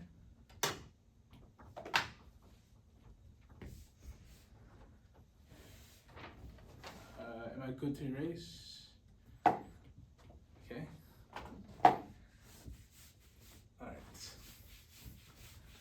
Alright. So that's hydrogen. We're gonna go oxygen later. The other thing that I wanted to mention here is another big idea is the idea of atomic size. Right? So this kind of gives us ideas as to why elements that are on the same column actually behave really differently. So atomic size. One of the big things that I want to mention is the ability to form pi bonds. So if you remember from your Chem 2B, pi bonds involve MTP orbitals interacting to form an even stronger bond, basically adding strength to the sigma bond. Okay, so the ability to form pi bonds is really important, but only certain elements can do that, right? So I forgot what the rows are called. I'm going to call them rows. So the row 2A. So all your main groups, such as boron, carbon, nitrogen, oxygen, fluorine. These 4 guys, or five of them, these 5 elements, they can form pi bonds. right? And that makes them very different from everything else below them, right? Can form pi bonds. All right, so now it's time to test my knowledge of the periodic table. So I think under boron's aluminum, under carbon is silicon. Under nitrogen is phosphorus, under oxygen is sulfur, under fluorine is chlorine. Alright. Now these different elements here, although they're one below, right? What we learned in 2b or 2a, one of those two, is that as you decrease along a column, the atoms get larger, right? So these are one away, but these cannot form high pi bonds. They can't form high complex structures, or they can't form strong bonds because they're just too big. Their p orbitals do not overlap well. Even if they are empty, or if they're occupied with a lone pair of electrons, they cannot interact strongly. Okay? So this actually, this was not directly asked on the practice exam, but this is one big thing that I saw on the slides that was constantly reiterated, is that no matter what group you go to, the first column, the first row, so row 2, can form pi bonds, everything else below cannot. That's what makes them so special. And that's what makes their chemistry so interesting, is that these guys can do way more things than these guys. Alright? That's a big thing. Alright, any questions there? Yeah, okay. Really quick note, just because I talked to someone about this. Carbon and silicon, they can both, so carbon actually exists in multiple different states. That's what organic chemistry is based off of. Silicon usually forms bonds with oxygen, so silicate. That's a huge difference. But one of the big things that biochemists want to do is, you guys have ever heard of the silicon life theory? That like life in other worlds is actually probably silicon based, not carbon based. So astrobiochemists have been trying to incorporate silicon into proteins to see if it works. Sometimes. Sometimes it works, sometimes it doesn't. But that's really cool. Okay. And now with that, we'll move on to... okay. So, the next big idea here that I want to stress, before I do a quick survey of all the other groups. Okay, it's the idea of abundance, or I guess it's not an idea, but the topic is abundance and preparation. So how much of it is there, and how do you get it? Preparation. Yeah, how much is there, and how do you get it? So,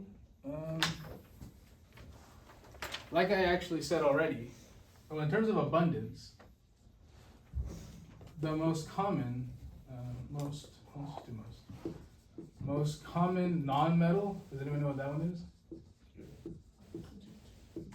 Some oxygen? It's oxygen. Yeah, it's oxygen. Okay. And then there's also the other one. What's the common metal? Aluminum. Yep. Aluminium. All right, so some abundant stuff, right? Maybe, kind of important to know that like nitrogen is the most abundant thing in our atmosphere. Okay, I don't know, atmosphere stuff. I'm not an atmospheric guy.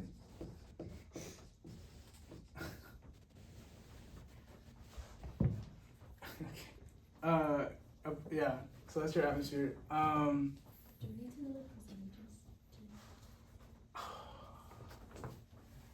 Not the number. I don't think the numbers directly needed. I think you just need to know what thing, like, where are the placements of everything. Aluminum is obviously the most common. I don't know what the second most common is, but obviously know that aluminum is more than like, I don't know, iron or stuff like that. But yeah, so that's one of the things that could potentially be asked. But preparation is probably the most important here. Most things, or I guess most metal ores, have their metal, or I guess we can call it metal of interest, right? So that means like if I have sodium that's stuck in a rock, in a silicate rock. Most metal ores have their metal extracted. So how do you get that metal out? It's through either electrolysis, which we already know what that is, or we can melt. Okay, so these are the two most common ways to extract metal from metal ore, or from things that contain metal. All right, so that is a question somewhere on here probably. Oh, that's the sulfur question, number 4. Number 4 and number 9. 4 and 9. Okay, so most things are extracted through electrolysis, or we can melt them. Also through electrolysis, actually, kind of cool. So these two kind of are very tied together.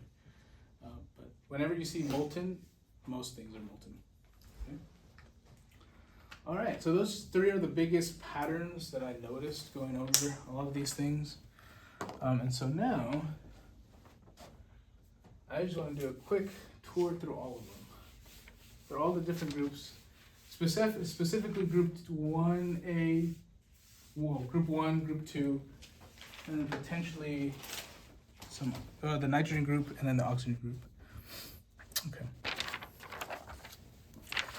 All right. So the way we're gonna do this though, we're gonna answer some questions from the exam. So question number 1: in response to environmental concerns, research have been seeking low-cost alternatives to fuels. One such alternative is blah blah blah blah. We can liberate from water by using solar energy. Only one thing can be liberated, technically 2 things can be liberated from water using electrolysis, or solar energy basically produces the ability to do electrolysis. It's either oxygen or hydrogen, right? But is oxygen flammable? Does anyone know? Oxygen, it's not readily flammable. It's got to be like oxygen gas. Yeah. So, hydrogen. The answer there was hydrogen. Yeah, that's also a bit of a kind of an interesting question because do you guys know about the whole hydrogen fuel cell movement? Yeah. I have stocks in that, by the way. Let's make sure that goes up. Okay, so, but yeah, no, I think it's kind of cool. Okay. But yeah, that's hydrogen. All right, number 2. This is actually, I think, a review of 2B, is ionization energy. So again, let me draw my beautiful table. I don't even remember what it looks like anymore. Oh, that's bad. Oh, that's terrible. That's actually really bad. Yeah, you guys get the point. You guys get the point. All right, so I need to go home. All right, so okay, so when we're talking about first ionization energy, okay, whenever it goes up a group or up a column, you're going to increase that guy. So increase first ionization energy. So you increase as you go up, which makes sense, right? As you go up, atoms are smaller, electrons are closer toward the nucleus, there's a stronger attraction, therefore it takes a lot more energy to kick it off. Okay?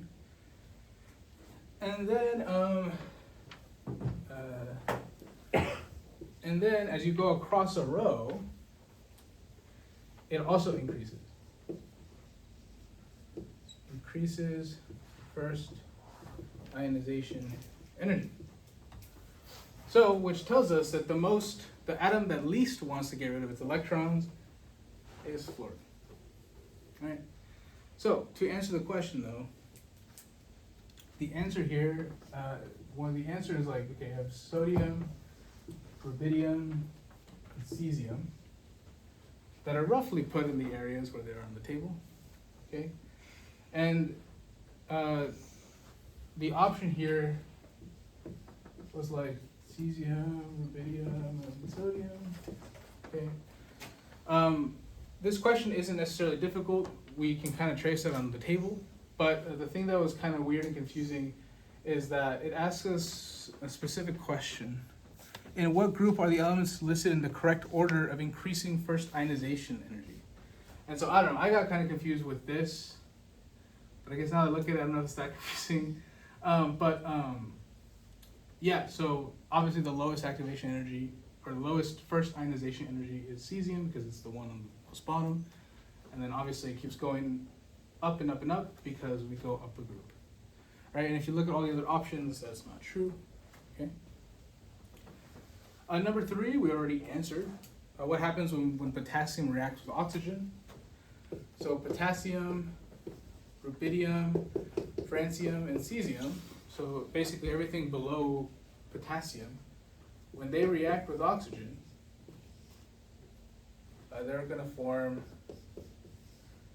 KO2, which is a super oxide. Okay? Okay. Cool. All right. Number 4, just I really don't care about sulfur very much. Number 4, it's asking about the Frosch process. This is actually what I was telling you that the processes. The Frosch process is one of the most famous industrial chemical processes to ever exist. The only time you'll ever hear Frosch processing is sulfur. It is completely exclusive of sulfur. Okay, so you will never ever see anything else with the Frosch process. So if you see the name Frosch, probably sulfur. Okay. Yeah, number 5 is a weird one. That's when we start going to oxygen. All right, so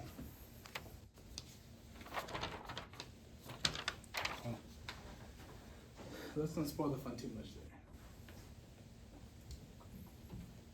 there. No, okay, it's not that bad. All right. Can I erase some of this stuff here? Yeah. All right. Before we go on to oxygen, I know you guys are dying to go to oxygen. So, I do want to do some quick notes on group 1 stuff. For the most part, we covered everything we need to, except I did want to mention some biology stuff here. Right, so, all right, so inside the cell, right, this actually, the question was inside the cell, which has higher concentration, gives you a bunch of options. So inside the cell, the group 1 thing that is most abundant is potassium. Right, that was the answer to the question on the Braddock's exam. But there's a subtlety. How about outside the cell? Sodium. It's sodium. It's the opposite. Not the opposite, but these two are very similar. But that's something that's very important to know. Right? That's actually how our nerves work and how we get brain signals everywhere, is through action potentials. Wait, is there still like more sodium in bones than calcium? That has to do with a few different things. Calcium is just not as easily scavenged. So there's things that scavenge calcium. For us, it's a little harder to do. But we do get it from some places, but it's really harder to do. Sodium is just smaller and it's everywhere. Okay. You literally drink sodium. Okay. So it's just everywhere. But that's kind of why at the end of the day. So these two are the most represented ions in your body. Potassium and sodium. Yeah. But like even in bones, I saw they are made of calcium. They are made of calcium, yeah. But it's not the concentration of overall calcium in your body is not more than the concentration of these guys in your body. I see. So yeah, so the way so the big difference here is calcium is not in solution. Calcium is literally calcified in your bones. It's part of a silicate structure that makes your bone up. That makes sense. So do you think you would ask like what is the most abundant atom in your body? Like in this case, would you answer potassium or? Oh, that's a good one.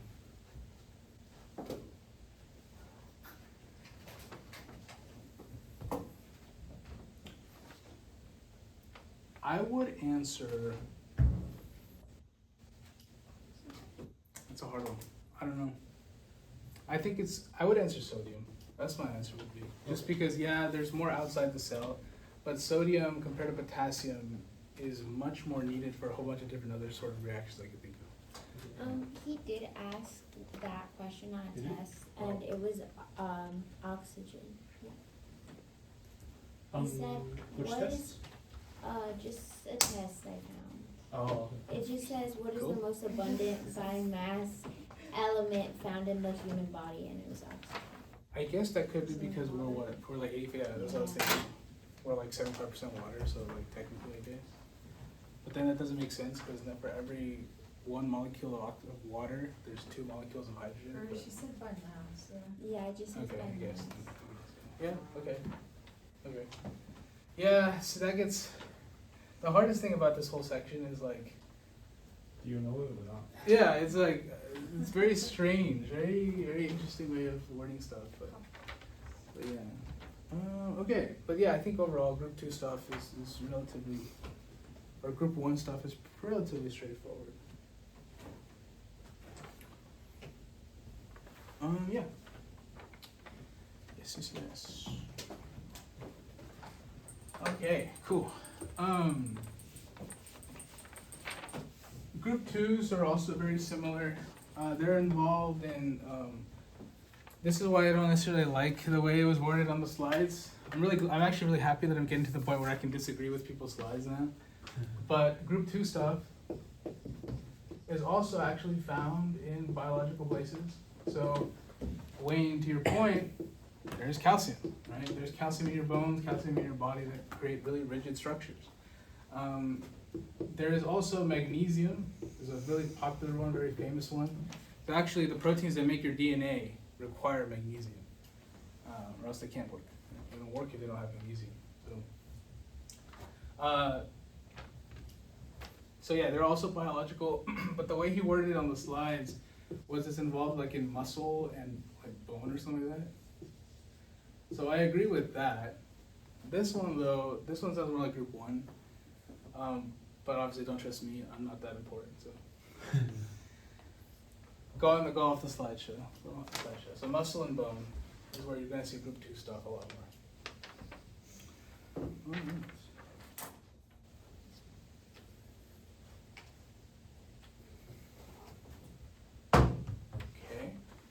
Alright. Group 3s, not a lot to say about group 3s except they have aluminum. Aluminum can form, or aluminum is the most abundant metal on Earth. There's also a real quick thing, boron can actually form covalent bonds, which makes it one of the only elements that can do that. So it's very similar to, to the other ones that can make covalent bonds, even though technically it's a metal. That's what makes it so cool. But yeah, group 3, nothing too crazy. Yeah. This is kind of clear. Are you gonna talk about the inert pair effects? I wasn't planning on it. I could. Okay, like if Is it you, gonna be on the test? I don't think the inert pair was I gonna don't think you covered it. he didn't cover? Well, because inert was in the main group stuff, huh? Yeah, Yeah. that's It what I was in the thought. main group. Yeah. Like he kind of went over it slightly, but I think Enderly really went over it, so that's why I'm like. Yeah, we can do that. I mean, that's really easy. Yeah, it's pretty easy. Okay, yeah, so there's covalent bonds.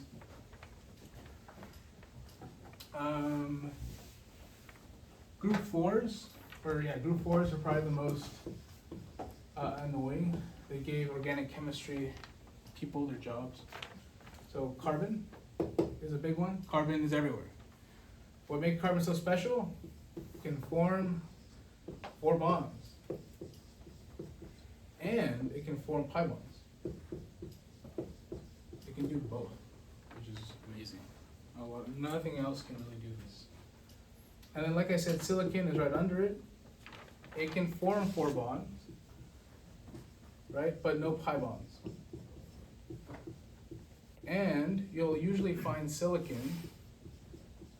So carbon is usually attached to another carbon, or to whatever else it wants to be attached to. Silicon, though, is usually found as a silica with SiO. Right? So that's a big difference there.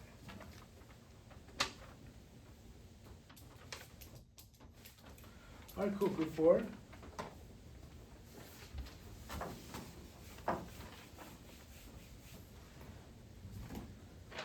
All right, group 5s. Group 5s are actually encounter nitrogen now, so group 5. So again, they can form pi bonds. Or sorry, let me rephrase that.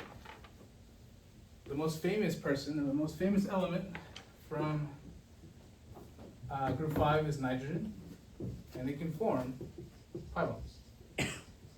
That's what makes it so powerful and so much better than the rest of the group. Okay? It can form 3 or 5 covalent bonds. Well, not nitrogen can't do this, but in general, nitrogen can form 3. Typically, the ones on top can form 3. The ones on the bottom, which I do not know, can form 5 covalents. And so you'll see them usually in either 3 or 5 covalencies. Okay. Okay. Now we want to get into actual nitrogen. Nitrogen is really important, but how nitrogen exists mostly in our world is through something like this. Arguably one of the strongest natural bonds that we know. That's nitrogen gas as a triple bond. Right? It's small and triple bonds. That thing is extremely, extremely hard to get rid of. So it's very unreactive, which is wonderful, because we can use it as inert environments for chemical reactions. It's actually done under nitrogen. Do I say that? I think I do. I'll save it for later. Okay, cool. And so, unsurprisingly, because that bond is so strong, well, what happens if you break it? You get explosives. So all the pyromaniacs out there, explosives. All right. So a lot of explosives are actually nitrogen based. And like we were talking about, because that bond is so strong, when you break that bond, it's going to release a lot of energy, which is that's what explosives are.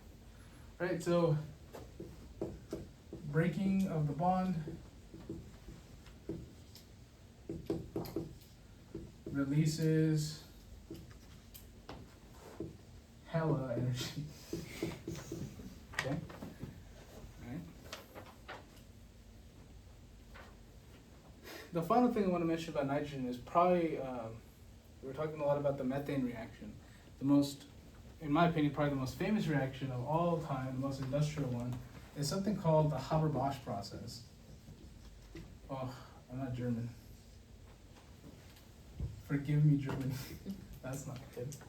All right. The Haber-Bosch process. The Haber-Bosch process is extremely important because it takes nitrogen, it takes environmental oxygen, or environmental nitrogen, so N2, and turns it into nitrogen products. Nitrogen products. Okay. And how it does this is, of course, like all things that are industrial in this world, it needs high temp and high pressures.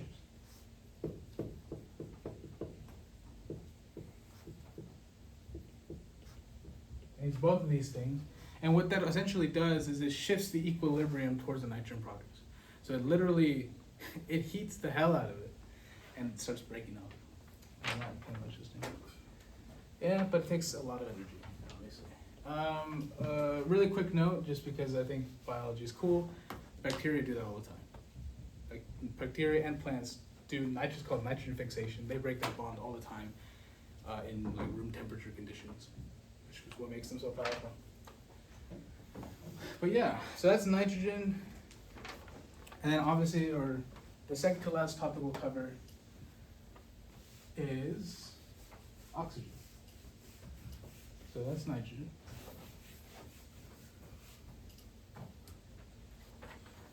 And then, so oxygen.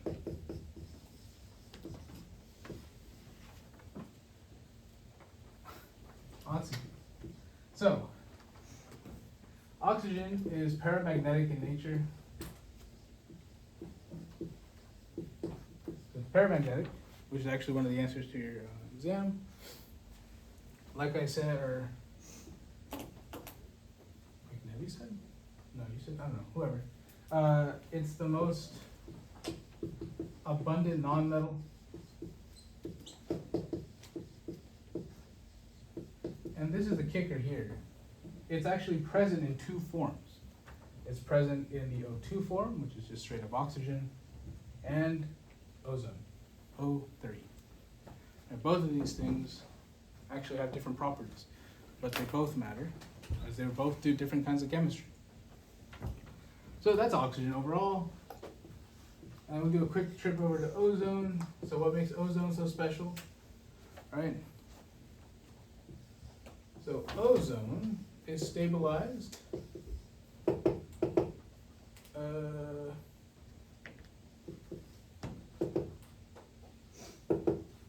So that's ozone there, and there's a Lewis dot structure. It actually has a resonance if you have a keen eye for resonance structures.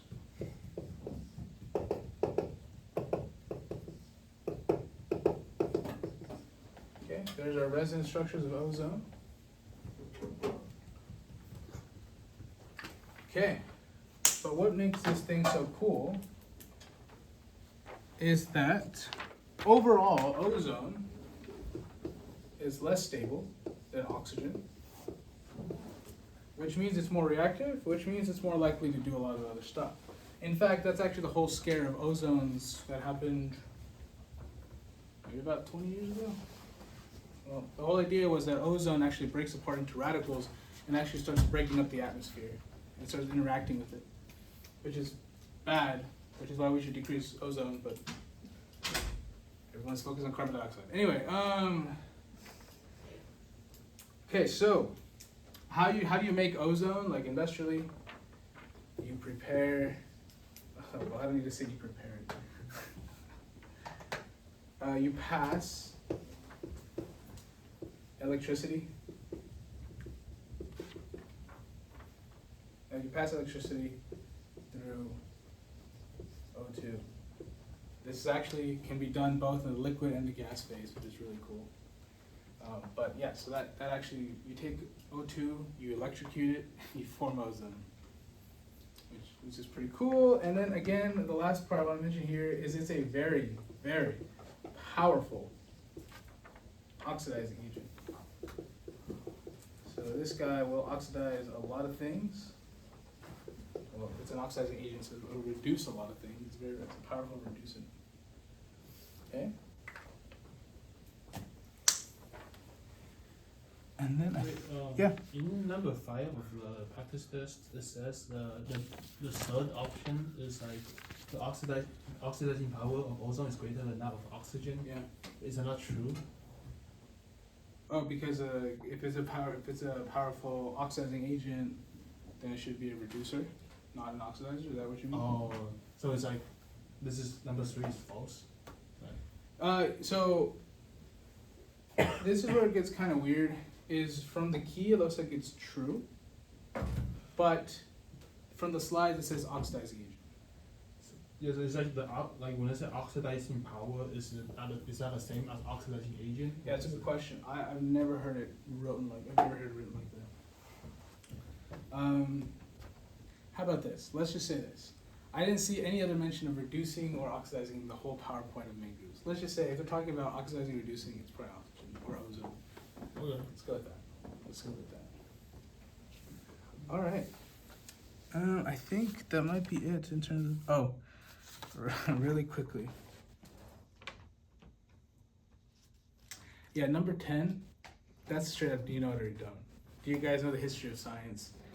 Someone told me, one of your classmates told me that he always talks about Marie Curie a lot. So then I guess you guys should know about Marie Curie.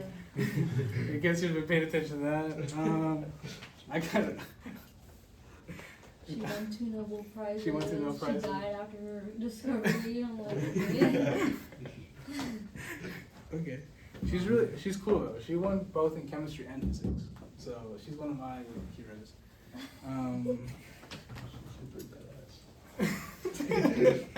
You liked her a lot. Oh, that's funny. Alright, so yeah, Number 10, you don't. And then 11, which one has the widest liquid range? It's a very weird way of asking that question. But out of all of these, gallium, Ga, is the only one that, there's only two metals that are two metals that are liquid at room temperature, mercury and gallium. And so if it's not mercury, it's gallium, right? And then, yeah, finally, I wasn't really planning on doing this, but we can quickly talk about the inner pair effect. It's okay if not. No, I don't wanna make It's people really stay easy. longer though. It's really easy. Okay. Wait, what was the last thing you said? I'm so sorry, Zendo. Gallium. Okay.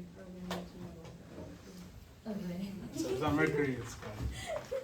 Fair enough. Okay, and then you finally, so the inner pair effect is really, it's cool because at the end of the day, it's really just the practicalness of it that works out. Alright? So,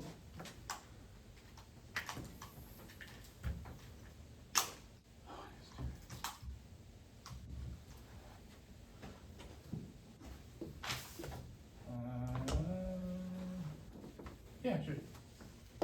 Boron. Okay, this is a really cool example. So first of all, we've got to write out the electron configuration of boron. So it's 1s, 1s2, 2s2, 2p1. Right. That's our electron configuration of boron. Now in the inner pair effect, at the end of the day, what you want to look at is your valence electrons. So the electrons that are contained within a 2s and a 2p. Right? And so typically you see the inner pair effect with the p group. Right? Because so basically what's going to happen here is that you take, so let's say you were to ionize boron, right? Let's lose one electron. It would come from here, right? You lose the electron on the 2p. But we don't see that. We see a coupling between these two. So an inner pair effect is literally the electrons from the 2p pairing up with the 2s. Right? And the reason why this happens is because the 2s and the 2p at this point are really nicely held together at the not in the center, but they're more tightly held. Okay? And so because these two electrons, or because this electron is pretty close to this guy now, they have less de-shielding effects, you can effectively think of them as like being on the same orbital. Because they're basically equivalent in energy. Okay? And so what that tells you is that whenever you see a 2p electron, or if it's 2p2, right? The most common charges you'll see is with all of them gone instead of one, right? So you'd think, okay, boron has a +1 charge, right? Because it loses that. But the most common type of charge we see on boron is +3. And that's true, because what is the charge of a group 3? That's where it comes from. So literally look at any sort of element that both has a 1s and a 2p. Or sorry, has a s and a p. And you'll see that the p's pair up with the 2s. Or they pair up with the s's. And they actually leave together. So the most common charges you'll see, especially in when you get to the smaller ones, is you'll see a charge where both of them leave. Or if you get to the larger ones, the common charges will be, okay, let's say for a really large one, it's like 6s2 and 6p2 as well. I don't know which one this corresponds to. Let's just call it an arbitrary one, element A, right? The most common one, because now they're larger and now there's less pull from the nucleus, you will see a +2 where these are going to leave. But guess what the other one's going to be? +4? +4. And do we just ignore the d orbitals? Yes, because they should be lower energy. Okay. Cool. That's the inner pair effect in a nutshell. And about how big does the element needs to be to have like two? Yeah, that's a good question. That's been debated for a while. It's after aluminum's group. Oh, okay. Like the. Well, once you actually start getting into the transition metals, when they get into parallel with transition metals. So like group 3 and like row 3 and above. Yeah. Cool? Any last questions at all? Alright, cool. Thank you. Awesome. Thank you. Yes, thank you. And of course. Best of you.